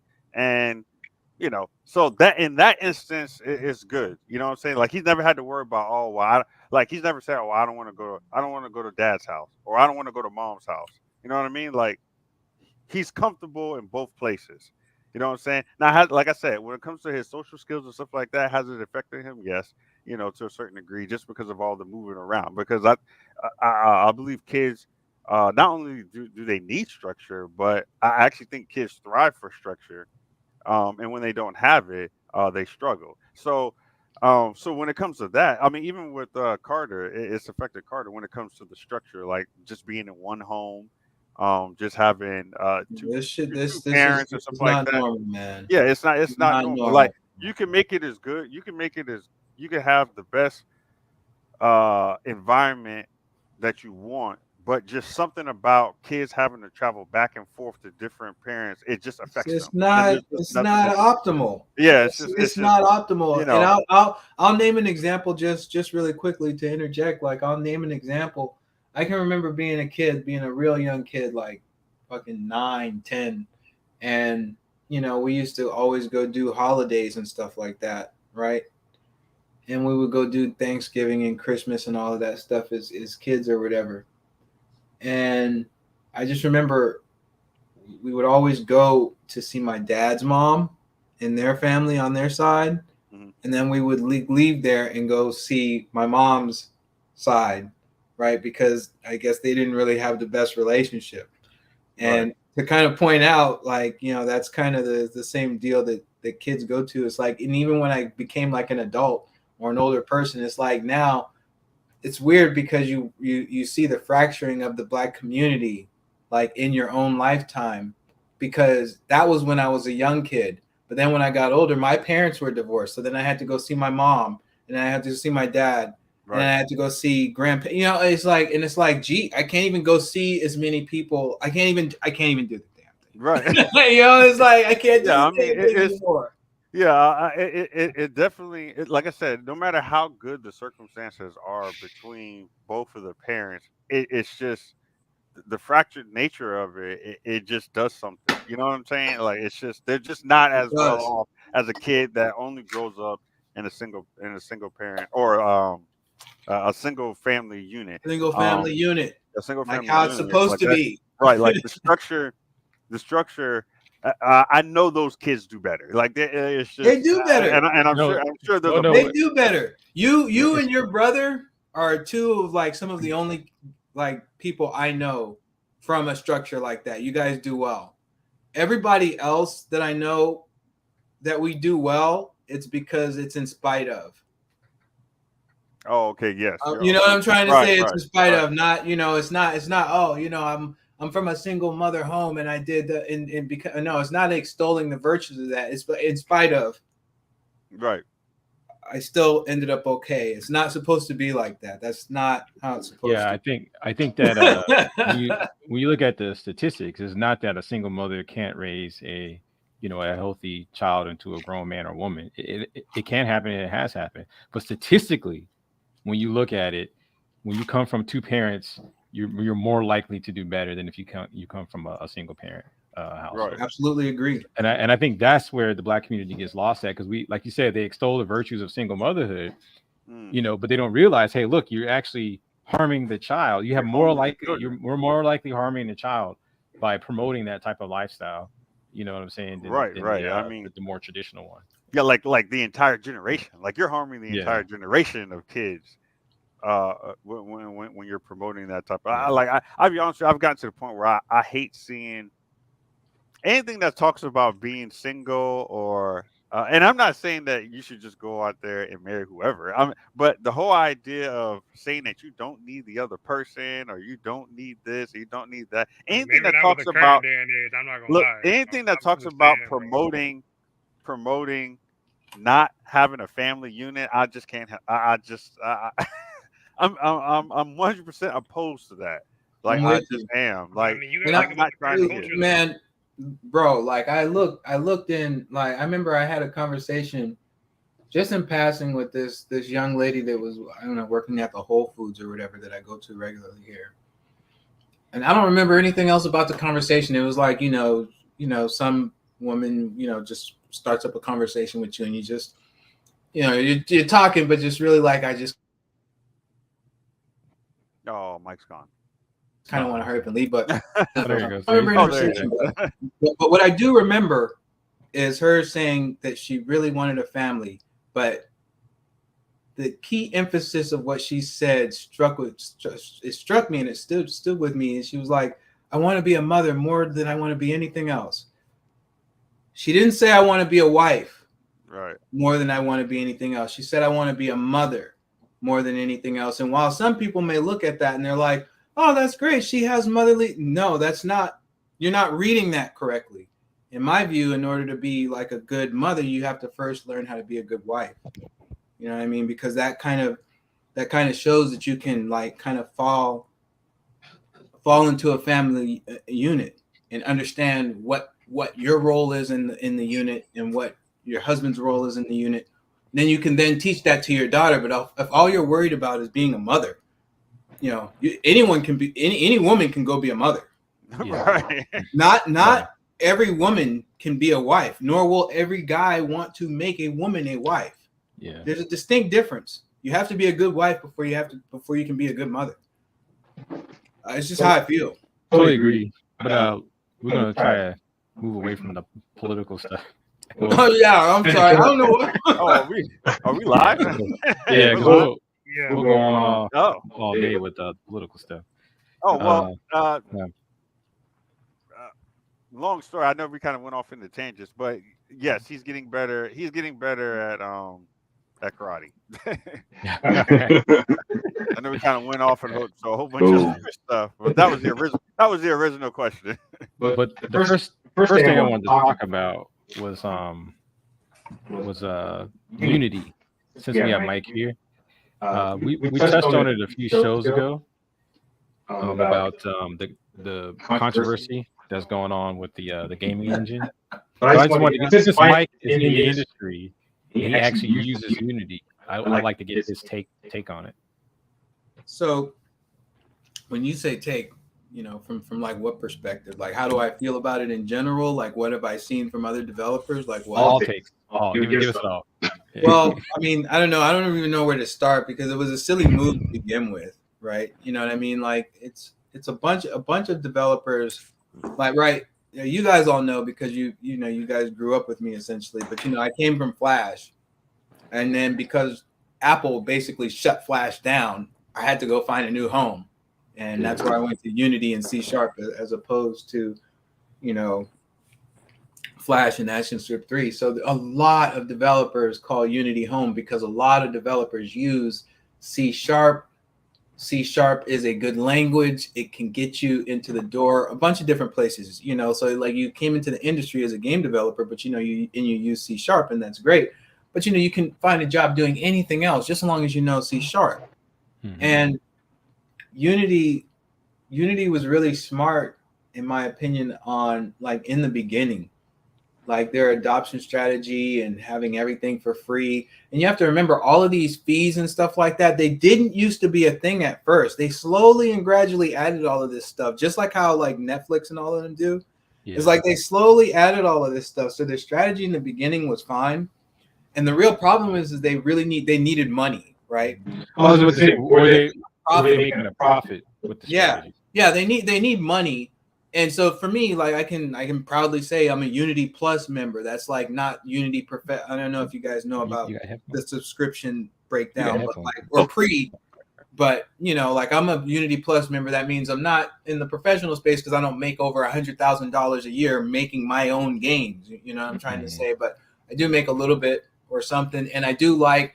Well, in the past, you know, because they changed the structure again. But I'll get into that. But I really didn't want to have the Made by Unity logo, and I liked having the dark editor theme and all that other stuff. So that gave me that getting the Plus membership and everything. So I've been on that. Man, you know, I wake up the morning and you know, like it's all over social media when it first goes down, and they're like Unity's like wanting, you know, money per install, and you know, it's like, well, first, how are you going to track that shit? And like, it's okay. I was thinking the same thing. You know, what about pirates? You know, and they're like, like they're like, hey, take my word for it, bro. Like we got it managed. They didn't like come out and say, hey man, this is what we're gonna do to ensure X, Y, and Z happens so that developers don't get man, listen, I went to work at one of my contracts that I'm doing, right? Like right after like what was this, like 3-4 weeks ago now. And I was talking with the other developers, and we were like, man, there's no way in the world this shit works out. They're going to have to roll it back. They're going to end up looking more stupid in the end because they made a decision like this. And they ultimately do. They look terrible. Their CEO, you know, like for one, he's not the guy that started the company. But, you know, that always happens, you know, when the company goes public. And they have the initial public offering? Is that what it's called? IPO or whatever? IPO. When they have that, and then you got board members that you're accountable to and all this other stuff, and they're worried about money. And I understand the position, honestly, that Unity is in, because I think, and now I'm putting my business cap on here. A lot of people that use the software, they should do something to pay for it. Like, so for example, I use Blender. Blender's free software, but I still pay for the Blender fee every month because I think you should. I pay Wikipedia when they bother me in my email. Hey man, because I think if you use something, you know, you kind of vote with your wallet, but you kind of also say how you feel with your wallet. So I think a lot of Unity users are getting away, and I don't want to say the terms getting away. I think that you should, when you can, you know, as an adult, start trying to chip in. So I wish that Unity had been more like that and been like, hey guys, you know, if they had come to you and been more sincere, I'm already a paid member, but if they had been like, hey, you know, for Plus, like guys, we're really struggling here. You know what I mean? We're gonna have to go up $10, $15 a month. I'd have been like, man, whatever. You know, I make decent money. I'm like, sure, dude. And you know what? I appreciate you coming in. But you're trying to slam me with, hey, hey, $20 per install, and you know, either retroactively. And I'm like, get the fuck, bro. What's wrong with that? It's not the workers that work there. You have to remember, this is all the business heads and all that stuff that they just want to generate money, they just want to generate income. And it's like, everybody knew it was going to get walked back, and it did get walked back because developers were not going to stand for it. You have to realize the only reason you can count dead game engines, you can't count them on one hand. They're all over the place. What makes your game engine great is the fact that all of us are willing to adopt it. That's what, period. And the Unity developers just was like, bro, we're not going to stand for it. And that's what happened, and they had to roll it back. But I mean, the fact of the matter is they broke trust, and you know, in the end, for me, I even started learning like Coco's 2D. Like I'm actually fairly decent in it now. You know what I mean? As a result of this, because I already had some JavaScript skill, because I know like, you know, Node.js for like backend work for like MongoDB. So I was like, man, let me see what else is out here? Because these mugs are tripping right now. Let me see what's out here. I started messing around with Cocos 2D, and basically I have a framework that I use for every game that I create on my own. And basically what I've been doing in my spare time is like taking all of my Unity framework and seeing what it takes to port it over and rewrite it in TypeScript / JavaScript. And you know what? I know Unity went back and said, hey, and the terms are, I think, far better now. You know, for like, it's even greater for like personal developers, right? So like, if you have a personal license, it's even better. You're basically a plus license now if you're a personal developer, which is like great. But like, it just made me think that these guys are willing to do whatever. So I'm actually still continuing my Cocos 2D journey and finishing that up because it's a free engine right now. And actually, as a developer, it forced me to stop being lazy too. And now I'm starting to try to learn C++ so that I can like learn if I ever have to like create my own engine. I don't want to have to do that, but I just feel like if these damn companies like act the way that they act and they keep going in these directions and like you try to pull the rug out from under my feet, was like, bro, I can't deal with that. So it's like, I gotta like learn like C++, and I don't want to do that because I don't want to deal with learning how to manage my own memory and all of this. I don't want to have to do it, but it's like I gotta learn a low level language like that because and then it'll be good too because then I could do like what Dave does and then like deal with like Arduino chips and stuff like that and work directly like close to the metal. That's what they call it in the industry. I don't know if you guys know that. Like the closer you are to the actual hardware component, you're like closer to the metal. You know what I mean? So it's like assembly languages, and then you got from there high level languages, so on and so forth. But yeah, I know that was like a long spiel, so I don't know. I hope that no, that was good.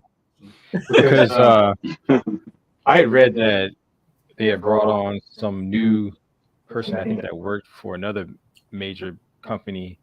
Yeah. And he was so ruthless that they kicked him out because, he was just, I can't remember what his name was. I can't think because he's forgettable to me. I don't know if it was EA or EA, yeah. I can't remember who it was.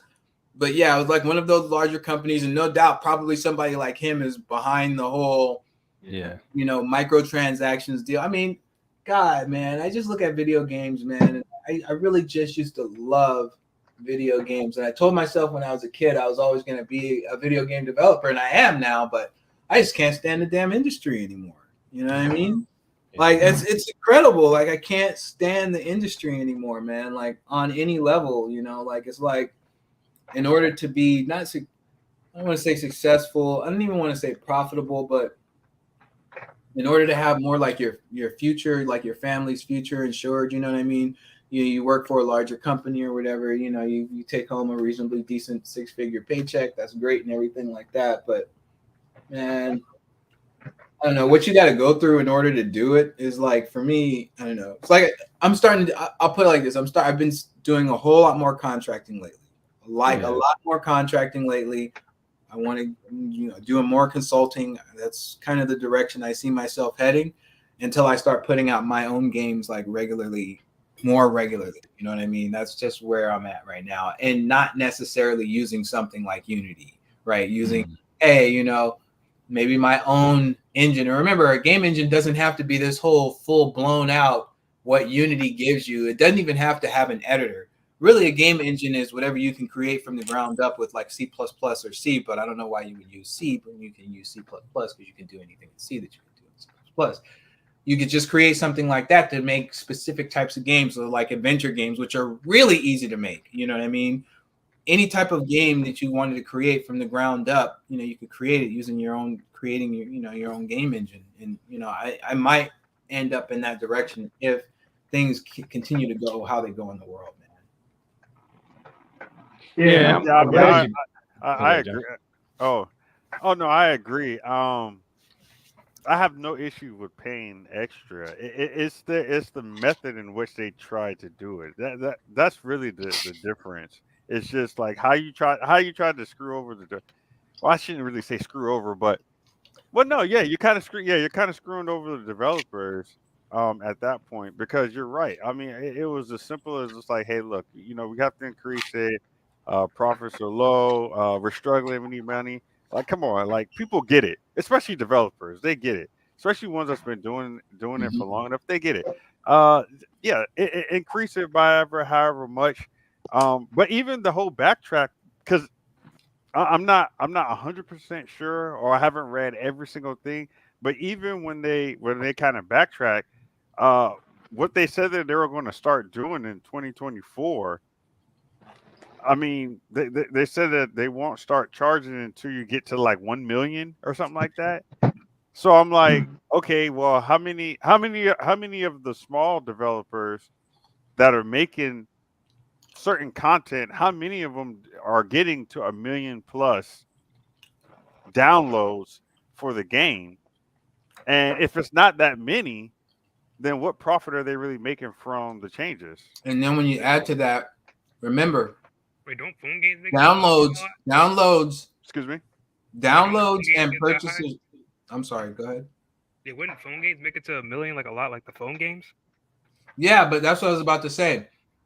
Downloads are not commensurate with the amount of money or revenue that you're making. Just remember that, right? Anything on the mobile market is going to be, you can have tons of downloads. You have millions of plus downloads, but how many of those people do you convert? Right. To It's the real paying question, which is customers. why, to paying customers, which is why it's so difficult to make money in the mobile space with it, man. Specifically with gaming is like, it's a huge industry, right? Huge. Yep. But you have to have the money for marketing. The reason why Coca-Cola, Ford, all of these companies, like huge companies, are big is because they throw money at marketing. I mean, everybody knows that at this point. Marketing is essentially witchcraft, sorcery. You work on the minds of people to get them to buy your stuff. And if you don't have money, it's an incredibly difficult thing to do. Right? I think I might have said, my bad, Carbonex. I might have said that wrong. Not 1 million downloads, but $1 million in profit. Oh, okay. Like That's gross, like your gross revenue, I think has to reach 1 million. I think before they start charging you a certain amount of money for Unity. But I guess that was my question. My question to Mike was, how many people are actually making $1 million from revenue from the games? Not right. I mean, So not a lot. So how much money? I guess that's my overall point. Like, how much money can they really make if the majority of your developers aren't making $1 million gross revenue? Like, so you're not even really making the money. You're just screwing people over. No. Well, I will say this. When you're that big, first of all, that's a nice problem to have, right? If I'm that big where I'm making that much money, I'm in a position now where it's like, okay, I can decide, to let you tell me that you want to charge me this amount for your, because by the way, this isn't new. I just want to help you understand something here. When I was back in 2015, 2016, when I was doing casino games, I got out of the industry. Don't ever get into casino games. If anybody's like, don't know, it's like it's a soul stealing industry. Don't but like when I was doing that, they have a price for indies, they have a price for triple A's, and then they have a price for casinos. Casino game companies make up the large majority of the bulk of game sales, and people don't understand that. When you like, every time you go to a casino and you see those games or whatever, the slot games and shit like that, look, all right, those have been developed by game developers using, sometimes in a lot of cases, Unity. And the company that I was working at, Eclipse Gaming Studio, they have. I didn't know that. That's crazy. You have to go in and negotiate your price, because I'll never forget when I was like, this was like almost 10 years ago now, but I was trying to get the CEO of the company, hey man, let's use Unity, man. It's like better, because I had been making the switch like almost 10 years ago.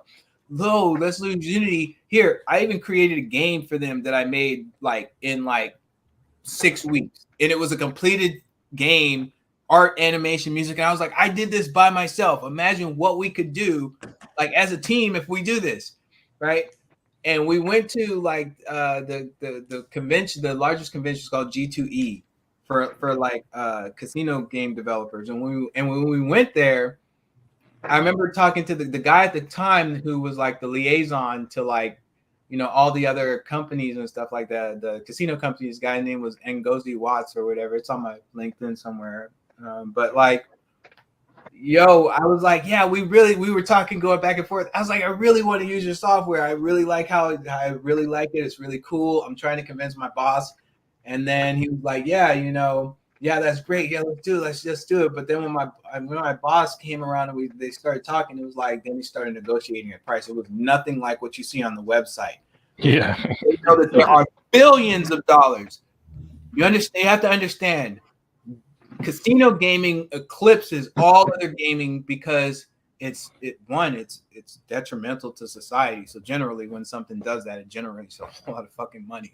It's unfortunate. It's unfortunate to say that, but the jobs are more secure. You know, like gaming is a very volatile industry. It really is. But if you get a casino job game, and they contact you all the time, right?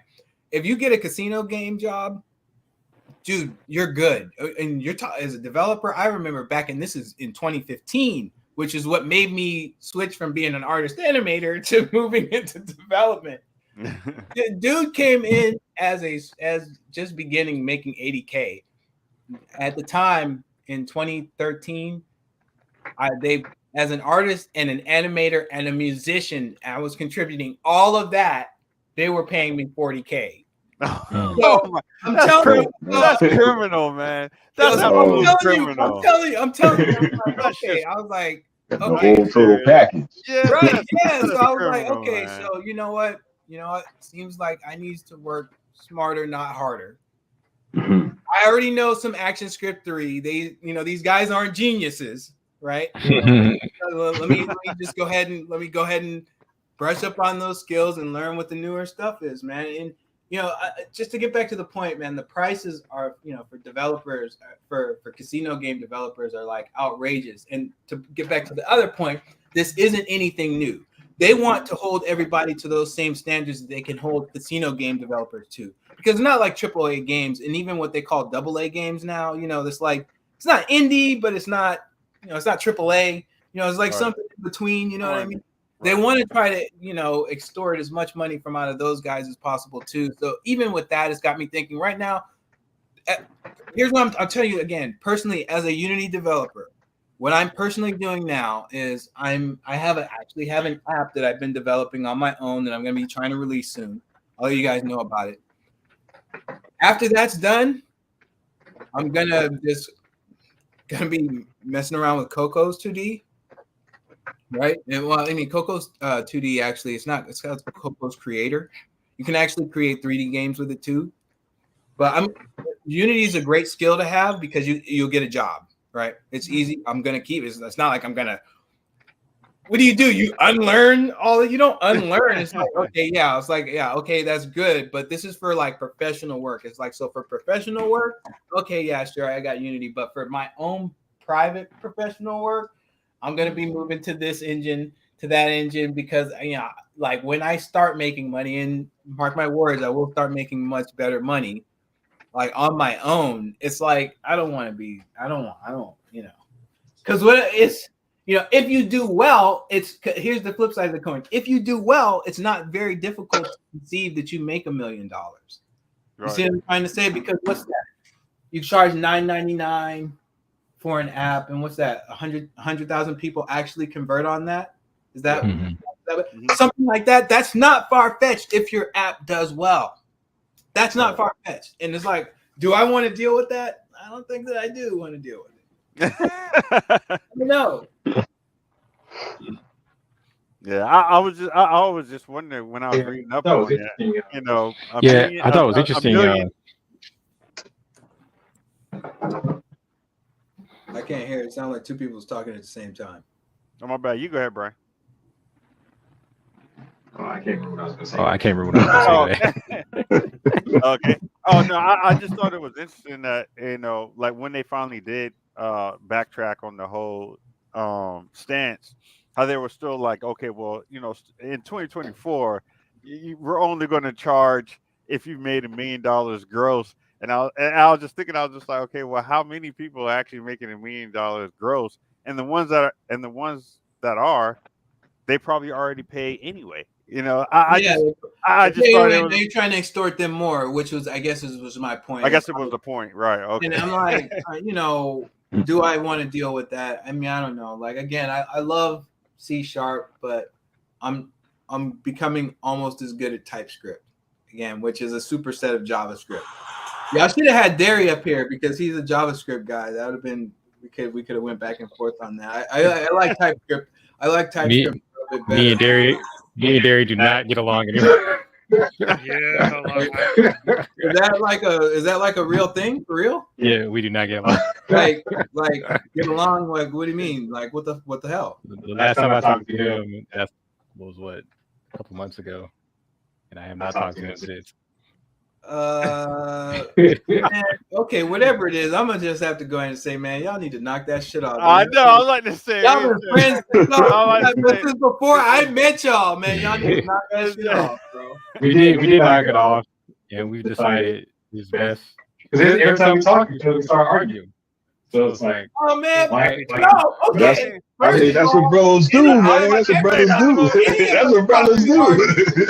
We've been like everybody, y'all argue with me all the time. Whenever we get in the room, we go back and forth and debate. I don't get it.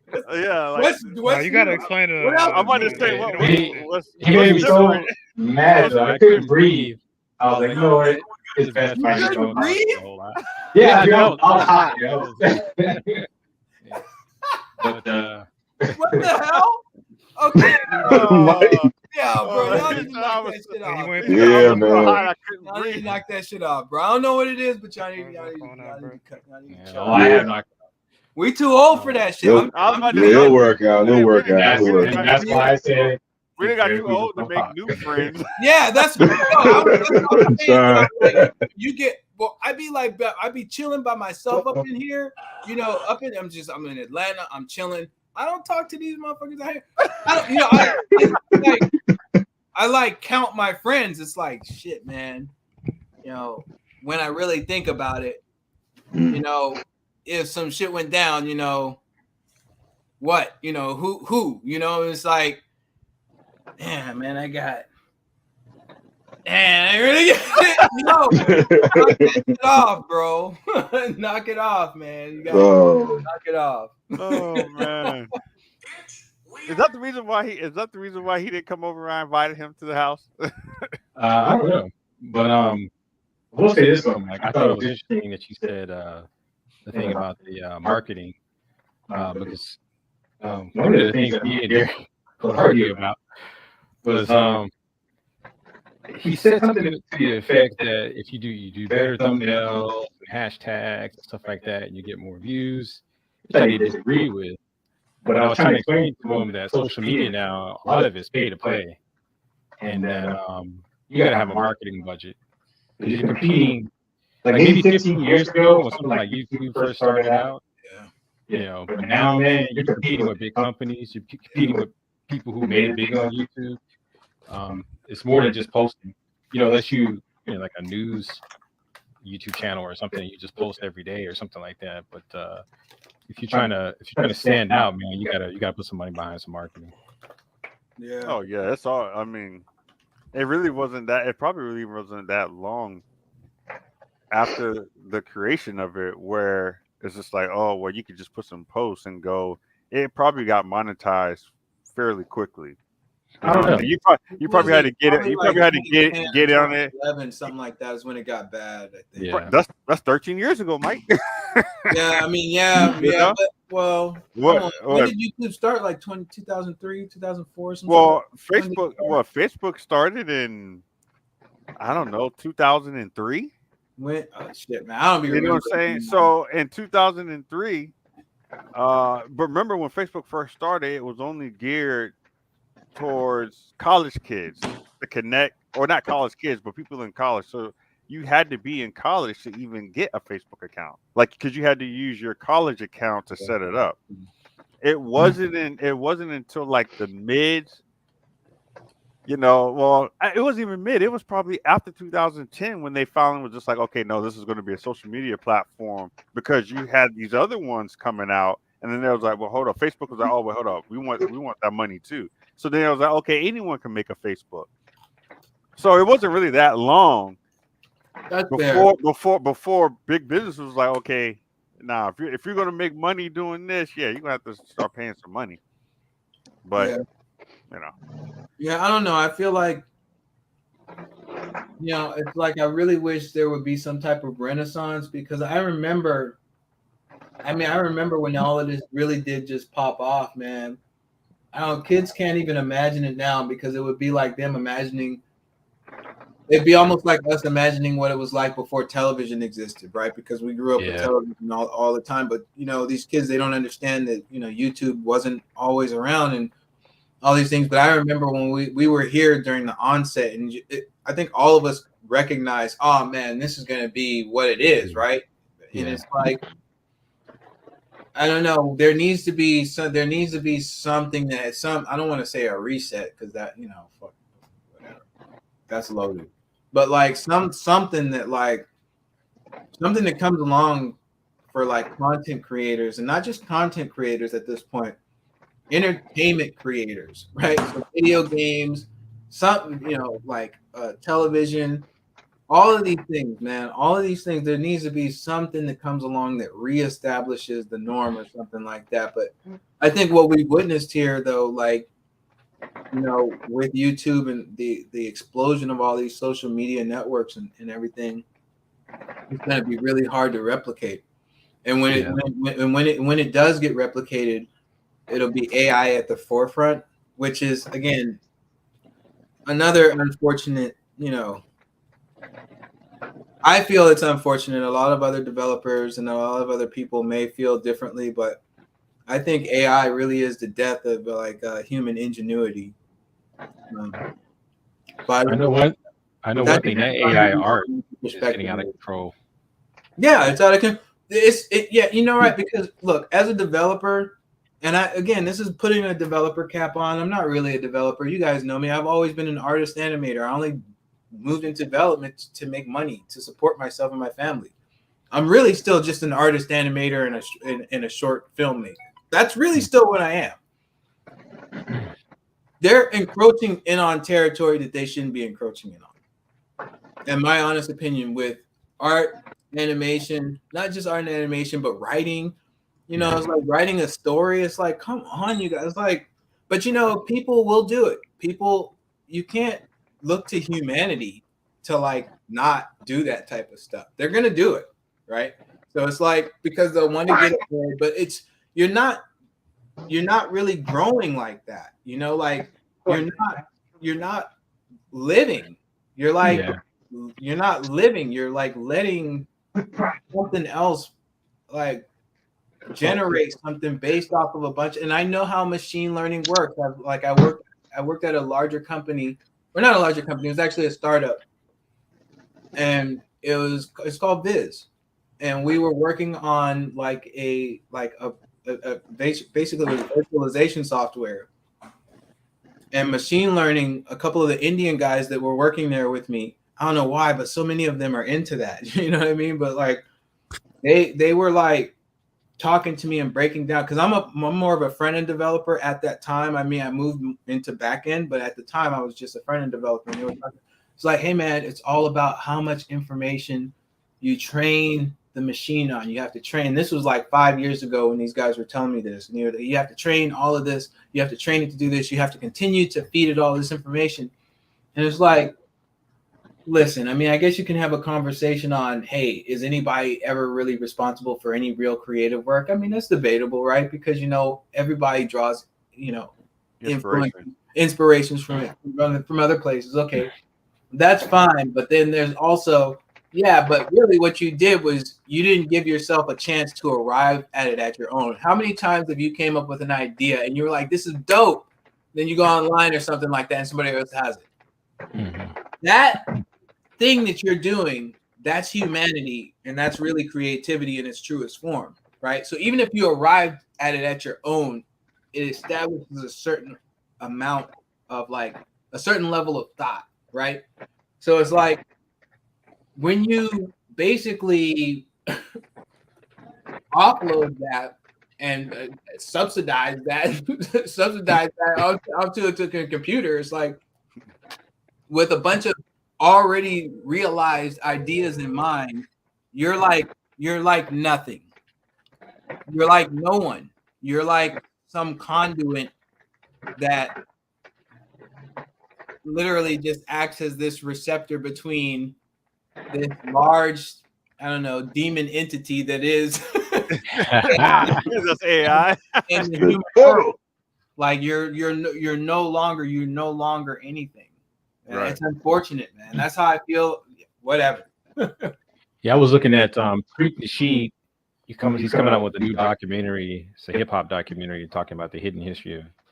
And he showed the trailer. And he had a bunch of AI art in it, and I'm like, what the hell, man? Because it's like there's plenty of photos from that era, but he's being cheap.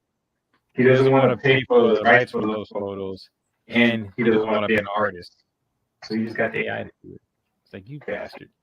Yeah, and that, you know, bro, it's not righteous, man. It cheapens everything. That's my other argument. It's just not righteous because of the reasons that you just named just now, Brian. You know, G-Flux. You know, I don't know if we're supposed to. It's like this Spider-Man when it was like on the Avengers when Iron Man was like, oh yeah, we're using our superhero names now. Okay, yeah. Yeah, we're supposed to be using superhero names or whatever. But you know, damn, I forgot what I was gonna say. Welcome to the club. Yeah, but no, I was about to say, are we getting that old where we just forget our? Okay. It's a habit. Well, but, I've been drinking wine. I've been drinking. I've had a I agree with G-Flux, the great assessment. It gets to the point now. I mean, especially if you're an artist, I mean, you can instantly tell when someone's using AI art, but it just makes everything cheap. Like literally, even a caption, I was like, man, I was like, are we really that lazy? We're using it for a caption, but I mean, but society as a whole, you can tell we're just becoming more lazy. We're becoming more lazy, not only with the art, but with everything we do. I mean, like literally, we're door dashing. We're gonna door dash. Getting some donuts. You know what I'm saying? Are we that lazy? Hey, watch it, John. Watch it. Hey, if they want to give it to me,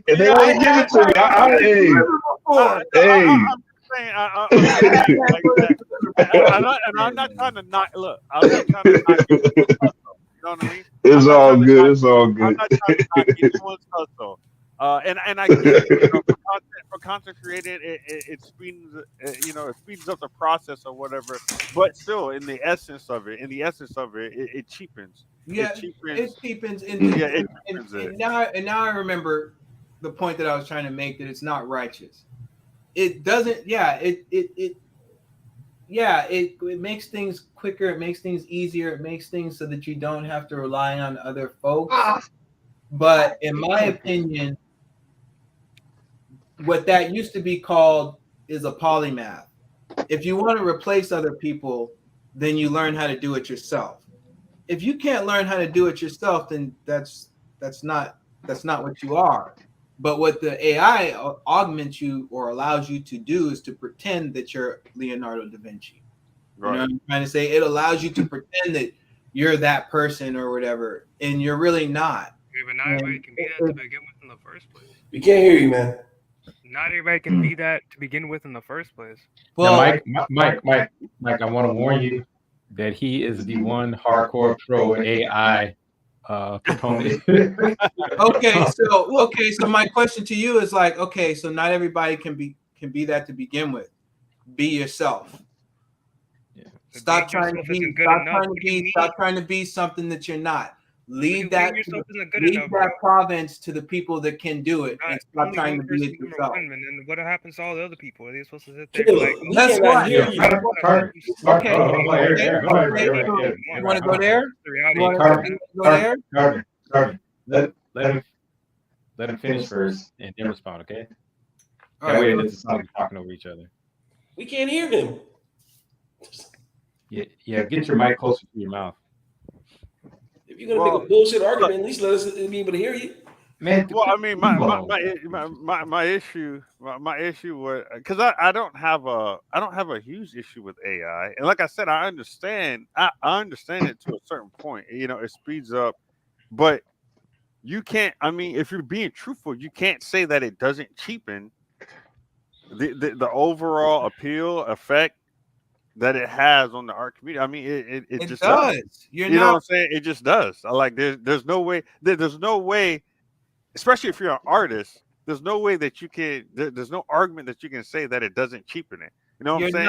You're not. Now, who granted, you I don't. think, Yeah. Now, granted, I don't think that's what Carbon is using it for. I think he probably is one of the few artists that actually use it simply as a tool to help him become a better 3D artist. You know what I'm saying? But that's just not what we're seeing from it, though. That's just not what I'm we're. not using it to like make money off of it. You won't ever see me post it on any of my social media. I don't post my AI. I use it for my own personal use. Like I'm not using it to make money. Like okay, I can try, but if he was using it to make money, because you're basically taking somebody else's work then to make money off of somebody else's work, I'm like, that's messed up. But it's not using AI entirely. I'm like, it's a beneficial tool. Is it used? Yeah, is it being used like that? No, I can Okay. definitely agree with you like that. But Okay, when you say I'm like, there's still a good use to it. Okay, so when you say beneficial, though, okay, so in the programming world, right, we've had for years, like shit, decades. There's called IntelliSense, right? So like whenever you're programming in Visual Studio, right, hints will pop up, right? Hey, did you mean, when you start typing, it's like, hey, are you referring to this method that you already wrote before? Or are you thinking about this or that? That's kind of a shallow form of an AI, right? I mean, if you want to make the argument like that, then I'm like, okay, that's fine, because that's an augmented thing that it really is like AI trying to suggest to you something that you have already done or something that already exists in like the framework that what you're already doing.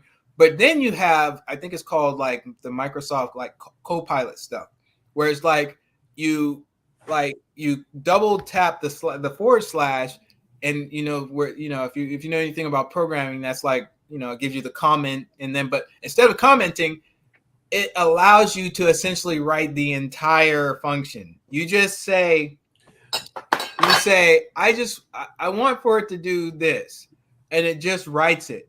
You didn't use your mind at all for that. And like I'm getting at, and this is specifically for the development world, it's important how you came to that thought. It's important, and I say that because this is like, you want to keep your mind elastic, right? So like, what has helped me personally is having an elastic mind, being able to learn whatever I need to learn on demand. You need to you need to open up different pathways in your brain. Literally, scientifically, you need to open up different pathways in your brain to help you think differently. If you're not doing that, I would argue then you are not growing, and you're like, well, that's not what I want to do. And I'm like, so again, unless you're like, you say that you're not selling your stuff or you're keeping it to yourself, that's fine. That's fine. My biggest problem with AI is this, and fellas, I might have to check out. I gotta go check with my mother. Is making the unexceptional exceptional. All of us have cultivated our talents over years and practice and practice and practice.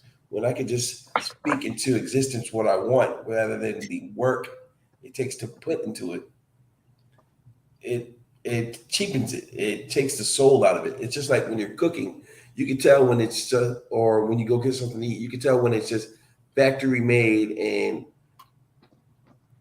just quickly put out to the masses, versus something that you put your time, effort, soul, blood, sweat, and tears into. Oh, When it comes to food, that's not a And Carbon, you know not to talk, so shut the hell up. That's not a good comparison. Hold on, let him How's it not? Hold on. Hey, I got to put my foot in his ass before I leave, right? I was just being honest. He's No. not making a good comparison. Here's my thing Hold about on, it. man. What Carbon doing? So here's the thing about it, right? When it starts affecting you in your 3D art, and all you always talk about is money.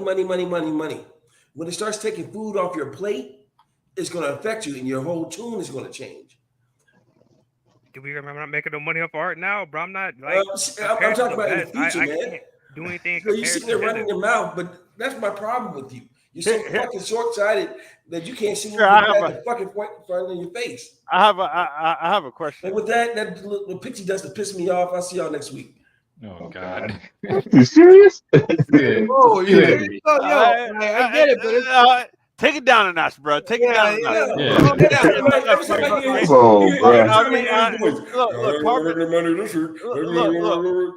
Look, Carbon, shut the hell up. Look, Carbon X isn't like out there distributing AI art for millions of dollars and exploiting artists everywhere. Almighty Matanto. Look, take down a notch. But I do have a question for you before you go. Bring it I'm out. You done pissed me off. No, hold on, man. No, I have one question before you go. I'm out. Bye. wow. All right, this Oh, I hold this question for you, Mike. And I don't want to speak. I don't Hold want on, to. you saying for me or for Carbon? Oh no, for you. But I don't want to speak for Carbon. But like from past conversations that I've had with him, how he uses AI art, I didn't really have an issue with. But I ask you this: if someone who's not known to be a good 2D artist or is not great at 2D artist or being a 2D artist, but he creates like a look and a feel or whatever for a character design, but he uses AI art. And then he I know where uses you're that. going with this. Okay, and he uses that and he makes a 3D model off of it. What's that mean? Do you I still see have what you're saying. Yeah, I see what you're saying, and I've often thought that perhaps that might be the only reasonable.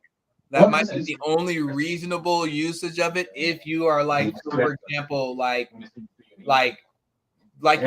create. I'm feeding this algorithm my own art. Wait a minute, I can't. Is somebody?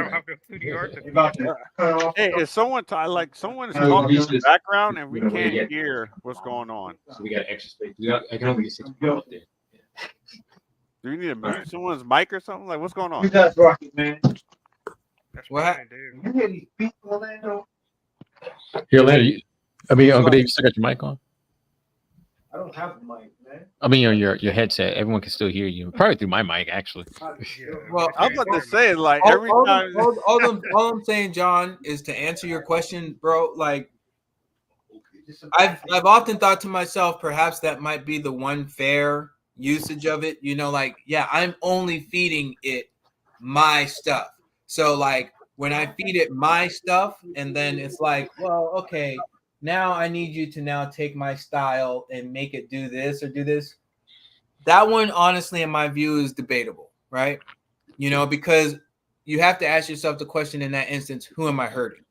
You're not really hurting yourself because you did create the style, right? You're helping yourself so you don't have to create something else. Now, is it that, like, at that point, Like, they killing it, man. you have to look at past, like, entrepreneurs, right? When I look at, like, some of the, like, entrepreneurs in the past that I actually respect and, like, appreciate, they're the ones that they created a method, they perfected it for themselves, and then what they do is they started a company, and through that company they created hundreds of thousands of jobs, right?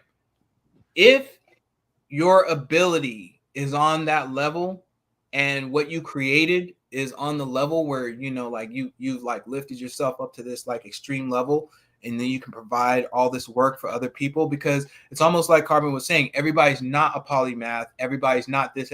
Yeah, I get that. Everybody's not that. Everybody's not born to be that. The ones of us that are that do have a responsibility, in my honest opinion, to the rest of society at large. So to your direct point, if you're that type of person and you have that type of skill,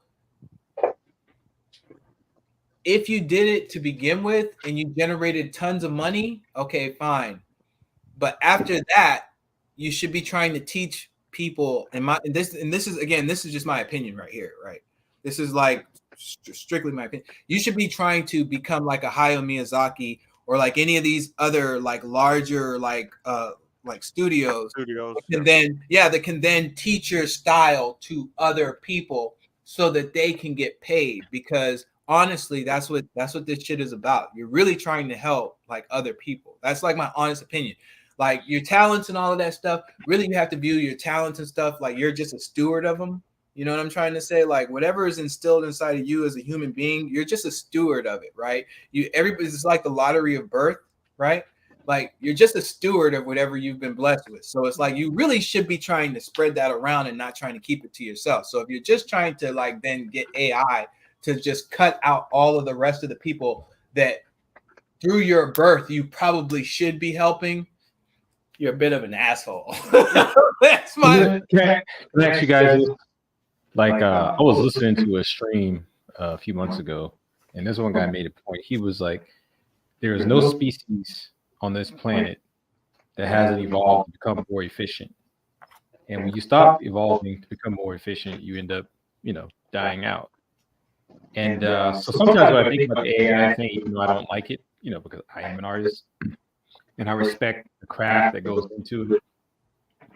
Neil deGrasse pointed out one time that there was a whole industry that got utterly wiped out when the car industry came on the scene, and that was the horse and buggy industry. The blacksmiths that had to make the horseshoes and all of the buggies and everything that went into making that industry went away when the car industry came. So even though I don't like AI, even though I wish it would go away, even though I think it's going to diminish human ingenuity when it comes to art, is it the next stage? It's like, because the reason why I say that is because when I think about our civilization, the first world civilization in particular, so much of what we do has made us not want to do things that we consider normal, like procreating, having a big family, having a home. Say about that when you're done too. You know what I'm saying? And so is this the next stage? Like basically basically downsizing. Okay. Because when you look at the effect that we're having on the planet itself, it's man, do we need all these people and to do all these things? Maybe AI just kind of like makes things easier. Oh man. Okay. Yeah. So let me speak on that, man. Yeah. For one, horse and buggies aren't gone anywhere. They're just a lesser industry, right? They're not what we use for everyday, getting around and about. But the craft of making horseshoes and stuff like that is still viable depending on what you do. If you're a jockey, someone who manages jockey people or some shit, whatever those people are, or whatever. Yeah, but I guess the largest point it's still around. I don't know. They lost their job. It's not creating real jobs. Is what I'm saying. Let me finish the point that I was trying to make, though. It's yes, if you're talking about just from a sheer point of efficiency of travel, yes, okay, sure. But then you would have to ask yourself in that instance, okay, the sheer efficiency of what? And when you're saying when you bring AI into the picture, you're like the sheer efficiency of what? Creating something that's always been ephemeral anyway, artwork, anime. You know what I'm trying to say? Like to make money quickly for like what? You're talking about efficiency. You talk about the horse and buggy and in the cart and those are like essential human things. And don't get me wrong, I feel like art, music, all of those things are actually essential like human things. Yeah, for the first world. But they are not quote unquote essential in the way that, man, if you don't have them, you won't be able to like actually live, right? You see what I'm trying to say? So I really feel like it's in some ways, because I've heard people make that argument. In some ways, I feel like it's a disingenuous argument. And then additionally, you're talking about, like, again, evolving to the next stage, again, to the next stage of what? We have never seen where, like, I don't want to say where, like, technology has taken jobs from humans. We've seen that before. But where technology has conceived the thoughts of humans before, that's different. That's about, like I said, that's an ethereal, unearthly type of thing, and really quite unnatural in my opinion. It's not how it should be. It's that there's something a little bit different this go around. Is it the next stage, to answer your question? Definitely. It's not going anywhere. It's here. The Pandora's box is open. There's nothing any of us can do to get around it. I don't like it. I'm not going to embrace it, though. I'm going to accept the world that I live in, but I'm still going to continue to do things the way that I do them. And the fact of the matter is it's like your horse and buggy, like analogy, which again I still think is flawed on some levels, but let's just go ahead and let it stand as an argument. Let's let it stand as an argument. In that way, there will be a place for people like me, and I don't know, perhaps you guys, because some of you sound like you feel the same way, where the traditional way of doing things is actually more credible and has a higher price tag on it than what the average Joe can just go in and say, oh, I did this or I did this. Because I used to really appreciate looking at Hayao Miyazaki backgrounds and all Disney backgrounds and stuff like that, and just being like, man, the amount of skill and talent it took to do that. That's part of what you see when you see great art or music. Man, the amount of mastery that took. You think that, but when you're divorced from that as someone who's consuming, and it's like, you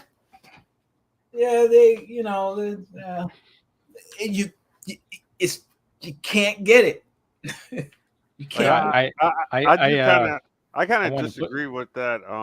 I kind of disagree with that analogy. Like, I understand the analogy, but I do kind of disagree with that too, because I agree with Mike in that sense, where the horse and buggy, it was more of like it was almost like a necessity of life, where art isn't technically a necessity. It makes life better for sure, but it's not a necessity. But I do understand it. I was actually trying to equate what we're going through right now with AI art with when photography came on the scene, how it basically altered that entire generation, or that entire space, and somehow we've been able to photography kind of has like its own lane now.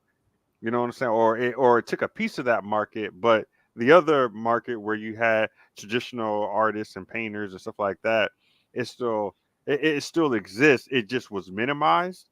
And I'm not even really sure we can equate it to when photography really took over. Because it's just different. AI is just I don't think the world's ever seen. I don't think we've ever seen this before. You know what I mean? Like, I don't know. We're like in uncharted territory. You know what I mean? Because I think even with photography, even though people could capture things quickly, and then there was like this huge search, especially once they started making it affordable. But it was almost kind of like when graphic design started becoming big. Back in like the late 1800s, early 1900s, where graphic design started becoming big, and they started going away from having artists paint like graphics and stuff like that. When they started doing more simple designs, you didn't need like all this mastery with different mediums, and they was just like, well, hold on, I can do this with just shapes. I can get the same effect. And then when large companies in the 20s and 30s started going to that, like, hold on, I can market my things for cheaper. I don't have to pay all these painters and to do all these beautiful traditional Romanesque type art. You know what I'm saying? And it took away, like, it just kept, it just, each new invention or each new movement slowly took away from traditional artists. You're kind of proving my point. You proving my larger point my original statement. Because Well, my that's point what I was was, saying. I agree. I yeah. agree with what you were saying. I'm not sure if the buggy was a good analogy because Well, the reason why I think it was a good analogy is because what we're really talking about, I think you said it earlier, Mike, is jobs, right? Allowing people to have a living. And if you look Oh, at okay, okay. the art industry, it permeates everything, especially when you start talking about marketing, video games, movies. It's not just traditional art, but it's Right. film, it's photography. AI can do it all, and even the writing. And it's getting to the point now where it can do animation, even 3D animation, Carbon.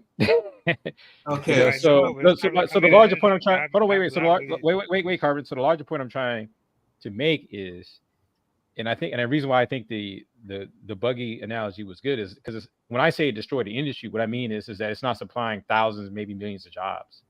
You see what I'm saying? Okay. That's what I mean So by it went away. Not that it just completely wiped okay. out. Yeah, So there's always experts and people who still do old type stuff. Like there's still people who do calligraphy. Nobody needs to do fucking calligraphy when you can type.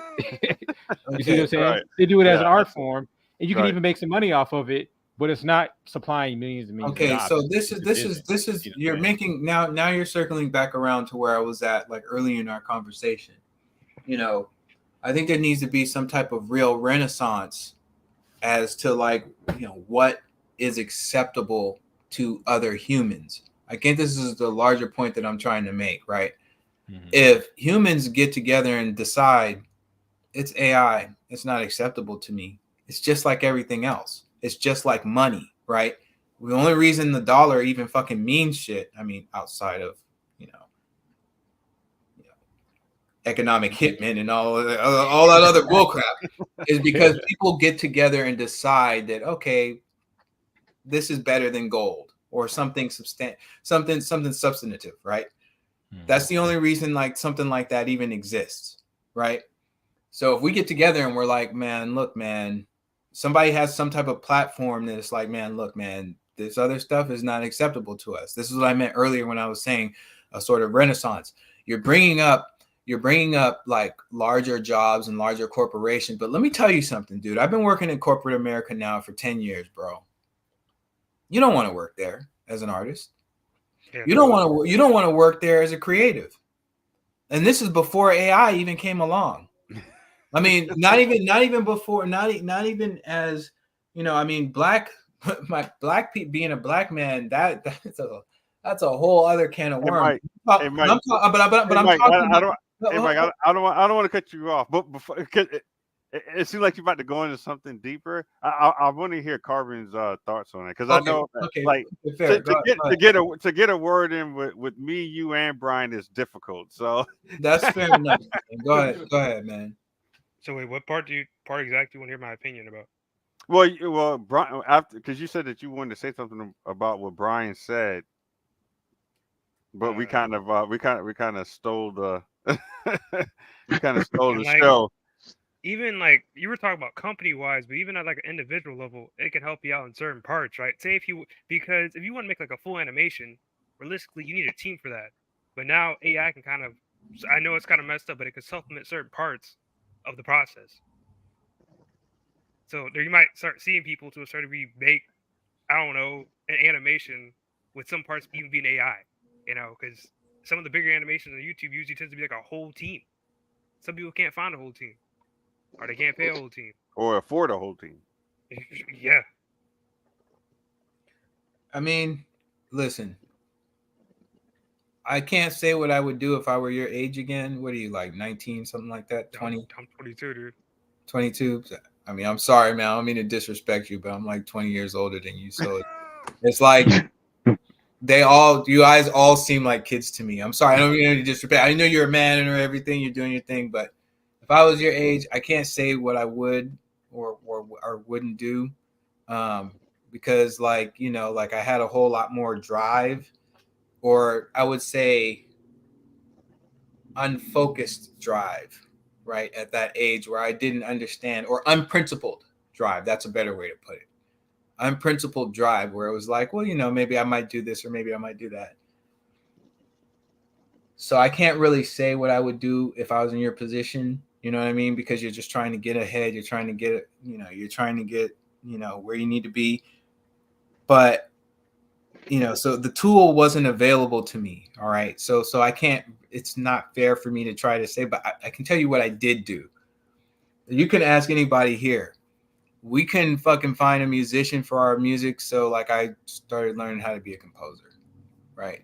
We couldn't find. I wasn't even an animator when these guys met me. I was barely even a decent artist. I got better as an artist because it was like I knew I wanted to do art. You know what? I need to be a better animator. Yeah, I just started training myself. I guess what I'm trying to say is you guys are gonna cheat yourself out of you might end up getting to where you need to be eventually, but you're ultimately gonna cheat yourself. You're not. I've heard the word mentioned cheap. You're gonna cheapen it, but you're gonna cheat yourself because I don't know. Let's just put. Let's just think about this for instance. I mean, not that I think it's gonna happen, but what if the world goes to shit and you got to start from like ground zero again or some shit like that? Or what if you go to a different nation? Not everybody's advanced. Not you'd be surprised, but people don't have the same type of equipment that you have here in the States. What if we somehow become like a third world nation or something like that? You were really good at. Hold on. Let me finish. You were really good at like manipulating all of these parts when you had AI basically as your personal assistant to help you. But you can't get in the soil and conjure it yourself. That's all I'm saying. But Mike, couldn't you say that about any evolution? Hold on, Carter. Couldn't you say that about almost every stage of humanity to this point? Like, I don't know how to farm. I don't know how to milk a cow. I don't know how to put horseshoes on a cow. I don't know how to build a car from scratch. You could say that. Okay, I see where you're going. You could say that, or you could think like how I think, where I'm like, literally, I've been learning how to build my own house. I've been like learning how to create blueprints. I've been learning how to like create floor plans because I eventually want to build my own small home. You know what I mean? Like with my own hands. I've been learning and teaching myself like how to do. What you're trying to say is, okay, that's fine and everything, but what I'm trying to say is I still handle it the same way I handled not knowing all the other stuff. It's like, man, I need to learn all this other stuff. Not like, man, I need to, like offload this onto some algorithm or something like that. I'm saying, I'm saying you should handle it the same way because you don't know when you're going to find yourself in that type of situation, I guess. But even when you build your own house, I'm assuming you're going to use modern tools, right? You're not going to use like some old wood mallet. It depends. Yeah. It depends. I can show you some YouTube channels. Yeah. I can show you some YouTube channels, bro, where dudes using straight up legit a damn hammer and nail. Hammers and nails, not even screws, and like building like small homes and shit, bro. Like all I'm saying is that I get what you're saying, that when certain crafts can become cheapened by this technology. I get that. What I'm saying is, if you look at the inevitability of how people react to change, right? They usually adapt to it, and they either adapt or adopt it, or if it just doesn't take off, it doesn't take off. You know what I'm saying? And a good example would be the sheet. He posted that trailer and a fucking AI artist. Whereas before he would have hired an artist or got the rights to certain photography. So all I'm saying is that even though I don't like it, even though I'm more of a purist, and one would say some people would not even call me a purist because I'm doing digital art. Like, why aren't you doing that by hand? Why aren't you doing that on paper? I mean, but the fact of the matter is like, man, but okay, straight up, the fact of the matter is, I mean, if we got to get down to it, like I got my damn station here where I got my brushes. I'm just trying to say, pull them out. Grew up at the same time, we already still got our, and like all of this is like my own stuff. That's my own stuff. This is my own stuff I did by hand, not digital. So it's not like we can't do it. I'm not saying that. My point. I'm not saying that you would not be able to do it. What I'm saying, I'm talking My about. point is that they won't be able to do it because they've offloaded it to begin with. You see what I'm trying to say? But the point I'm trying to make though is that there's a lot of things that we offload when it comes to technology, and that we've lost certain skills. Like I don't know how to sew. You know, I actually do know how to sew. I'm just being honest with you. I know how to sew. Try again, Brian. I'm just trying. You're only you keep saying all of this stuff like evolution and advancement. Mike, go make the sword, man. What I'm trying to tell you is I think more people should take. I think more people should take my position. Is what I'm trying to say.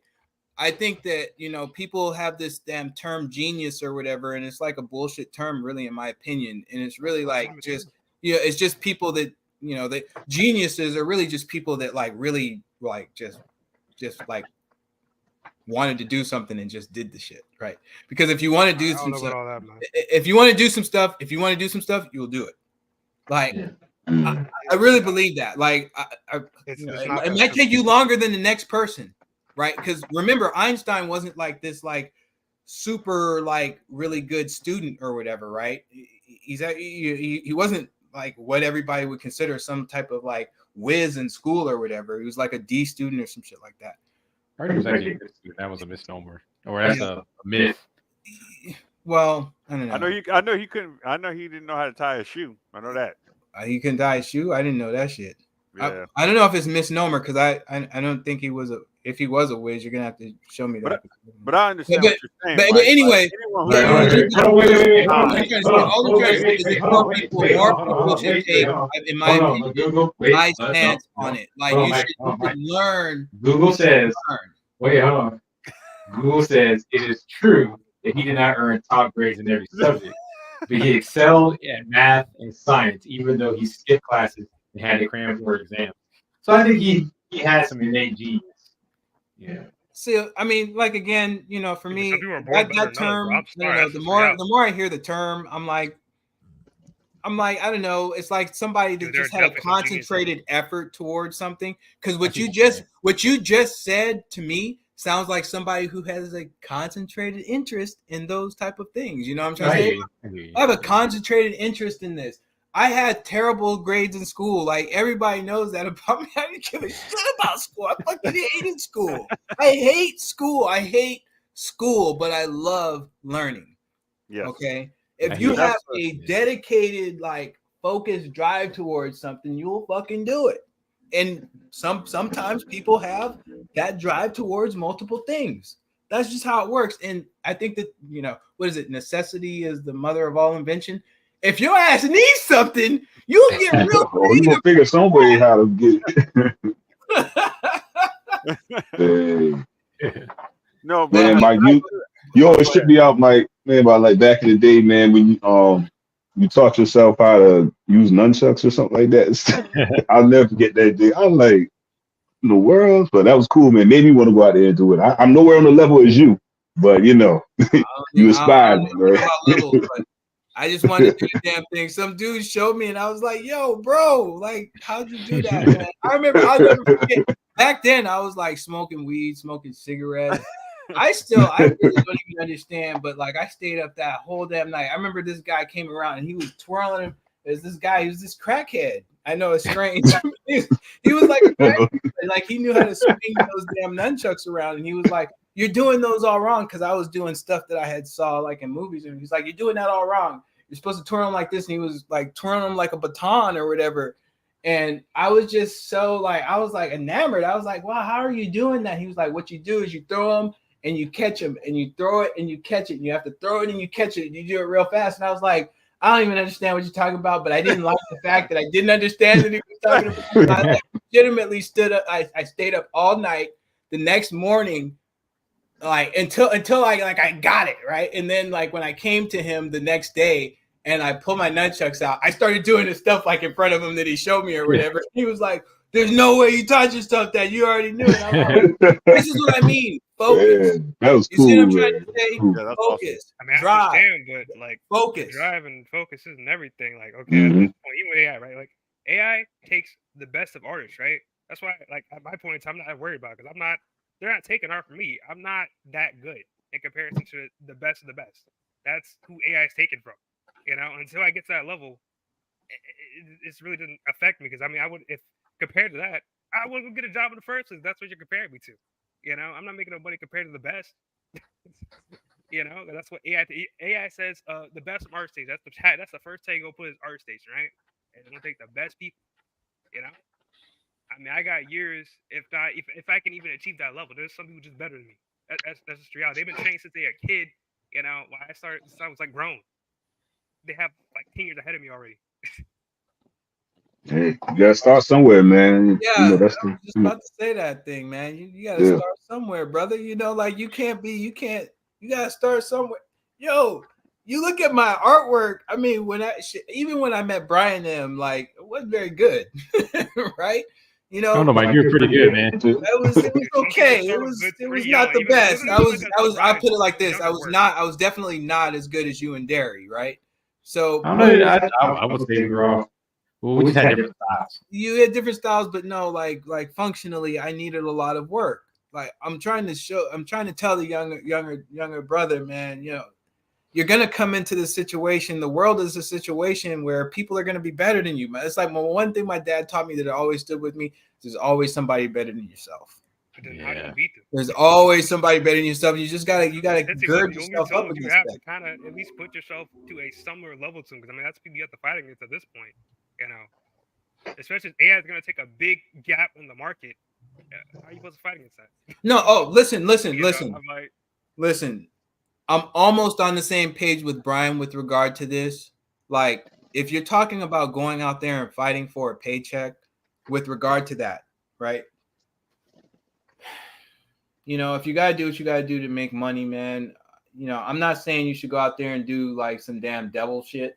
I wouldn't do that, or you know, somehow try to like sacrifice your own soul for riches or whatever. But like, if everybody else is using it or whatever, and you can't make money, you know what I'm trying to say. What I would say to you, yeah, but it's gonna get to that point. what I know it's not there yet, but I do understand how it might get there for you. I would, man, honestly, and even I'm moving in this direction, bro. I'm like, I think that people should be starting to become more content creators. Like, yeah, no, presence is going to be. I think that isn't going to do it. It's going to be your presence and your followers. At this point. Exactly, like exactly. I actually believe you're like a totally 100% right on that. You know what I mean? Because it's like, look, I don't want to join the clique or club or whatever. Not necessarily. I mean, I guess if you had to. I mean, because if I had to equate it, bro, I never really wanted to be. I never asked Brian and all that. I never want to fucking work in corporate America, man. Fuck corporate. Yeah, I was gonna say I don't want to go. I never wanted to do this shit. I never wanted to do it. I never wanted to do it, but because I knew that there was no other way to make money, and like I mentioned before, pay me $40K, fucking $40K an hour for three. For doing everything, three skills, the full package, three skill sets, and paying a developer $80K, walking in the door, $80K. That just tells you something right there, man. You know, and it's like, you know, so I can sit here and continue to eke out a fucking living at $40K, at 40K a year, or I can fucking, you know, become like a lazy developer like all the rest of these damn and like make money that I really and you want me to be honest? I'm just gonna have to be honest here, man. You know, the developers.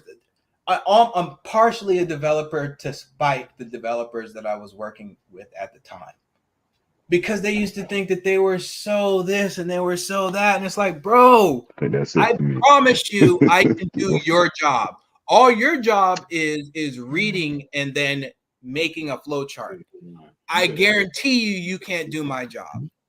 I guarantee you can't be an artist. I guarantee you can't be a musician. I guarantee you can't animate, but I can do your job. And I proved myself right.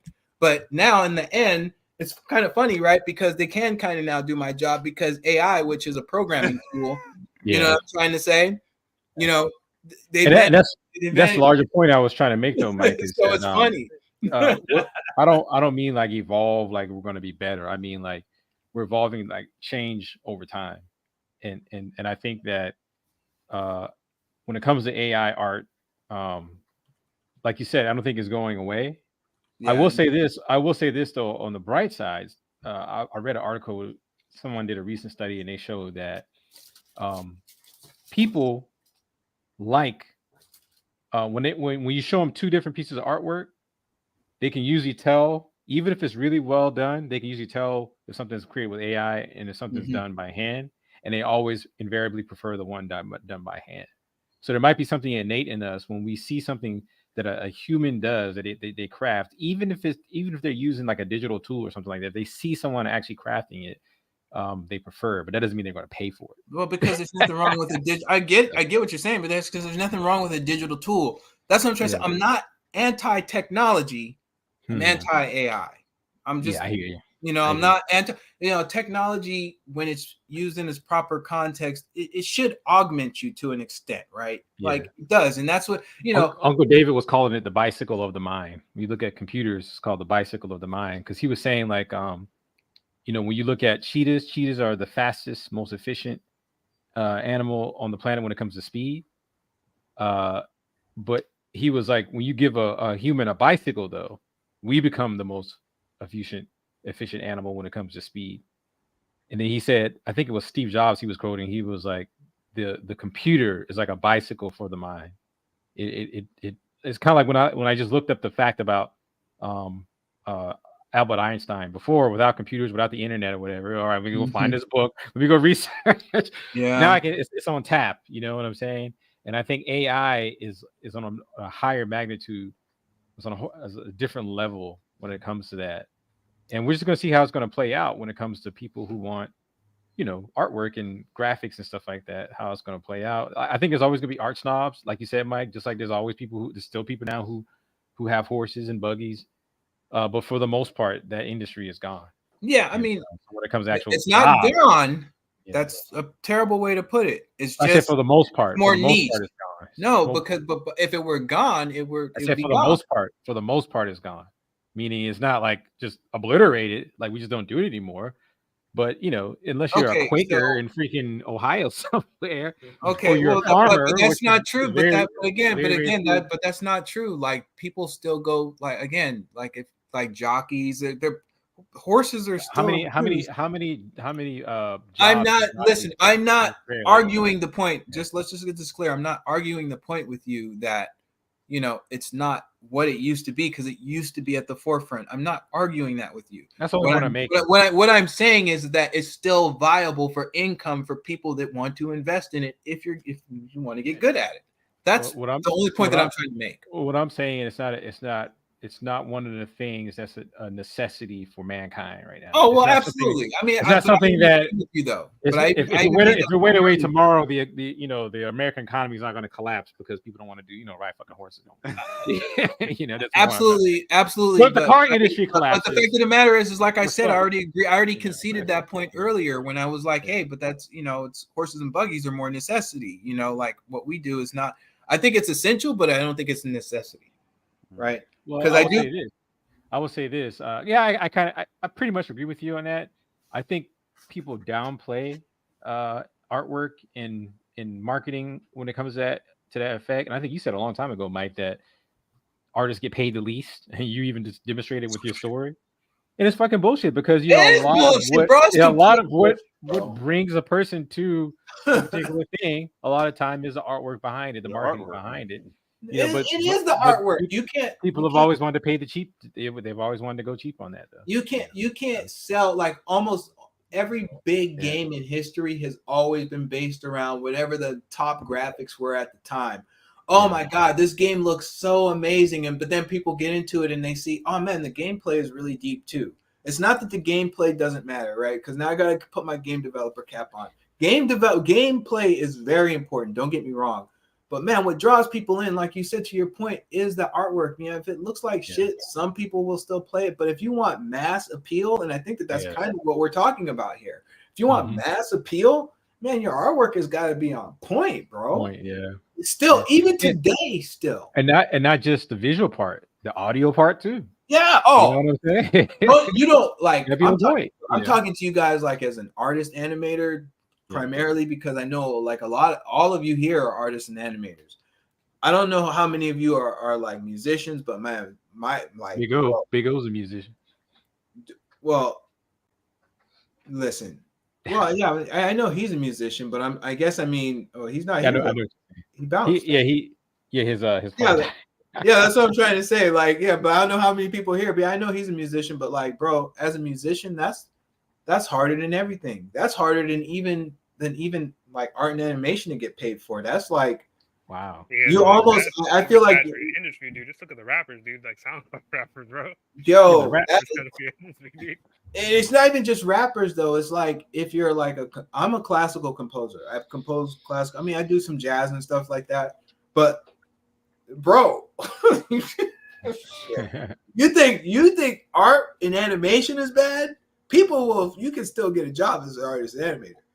Ain't nobody hiring you as a damn composer unless you're like not for a 9-to-5 job, right? Yeah. Right. You'll find. I mean, because all music, all animations, all games, all movies have like music attached to them, right? So they hire musicians, but they only hire you on a contracted basis, and it's like, bro, unless you're like motherfucking John Williams, or you're getting like like really like a percentage of what the intake of the movie is. You know what I'm trying to say? It is so hard. Like it is so hard as a game composer or a film composer. I know a composer out here in Atlanta.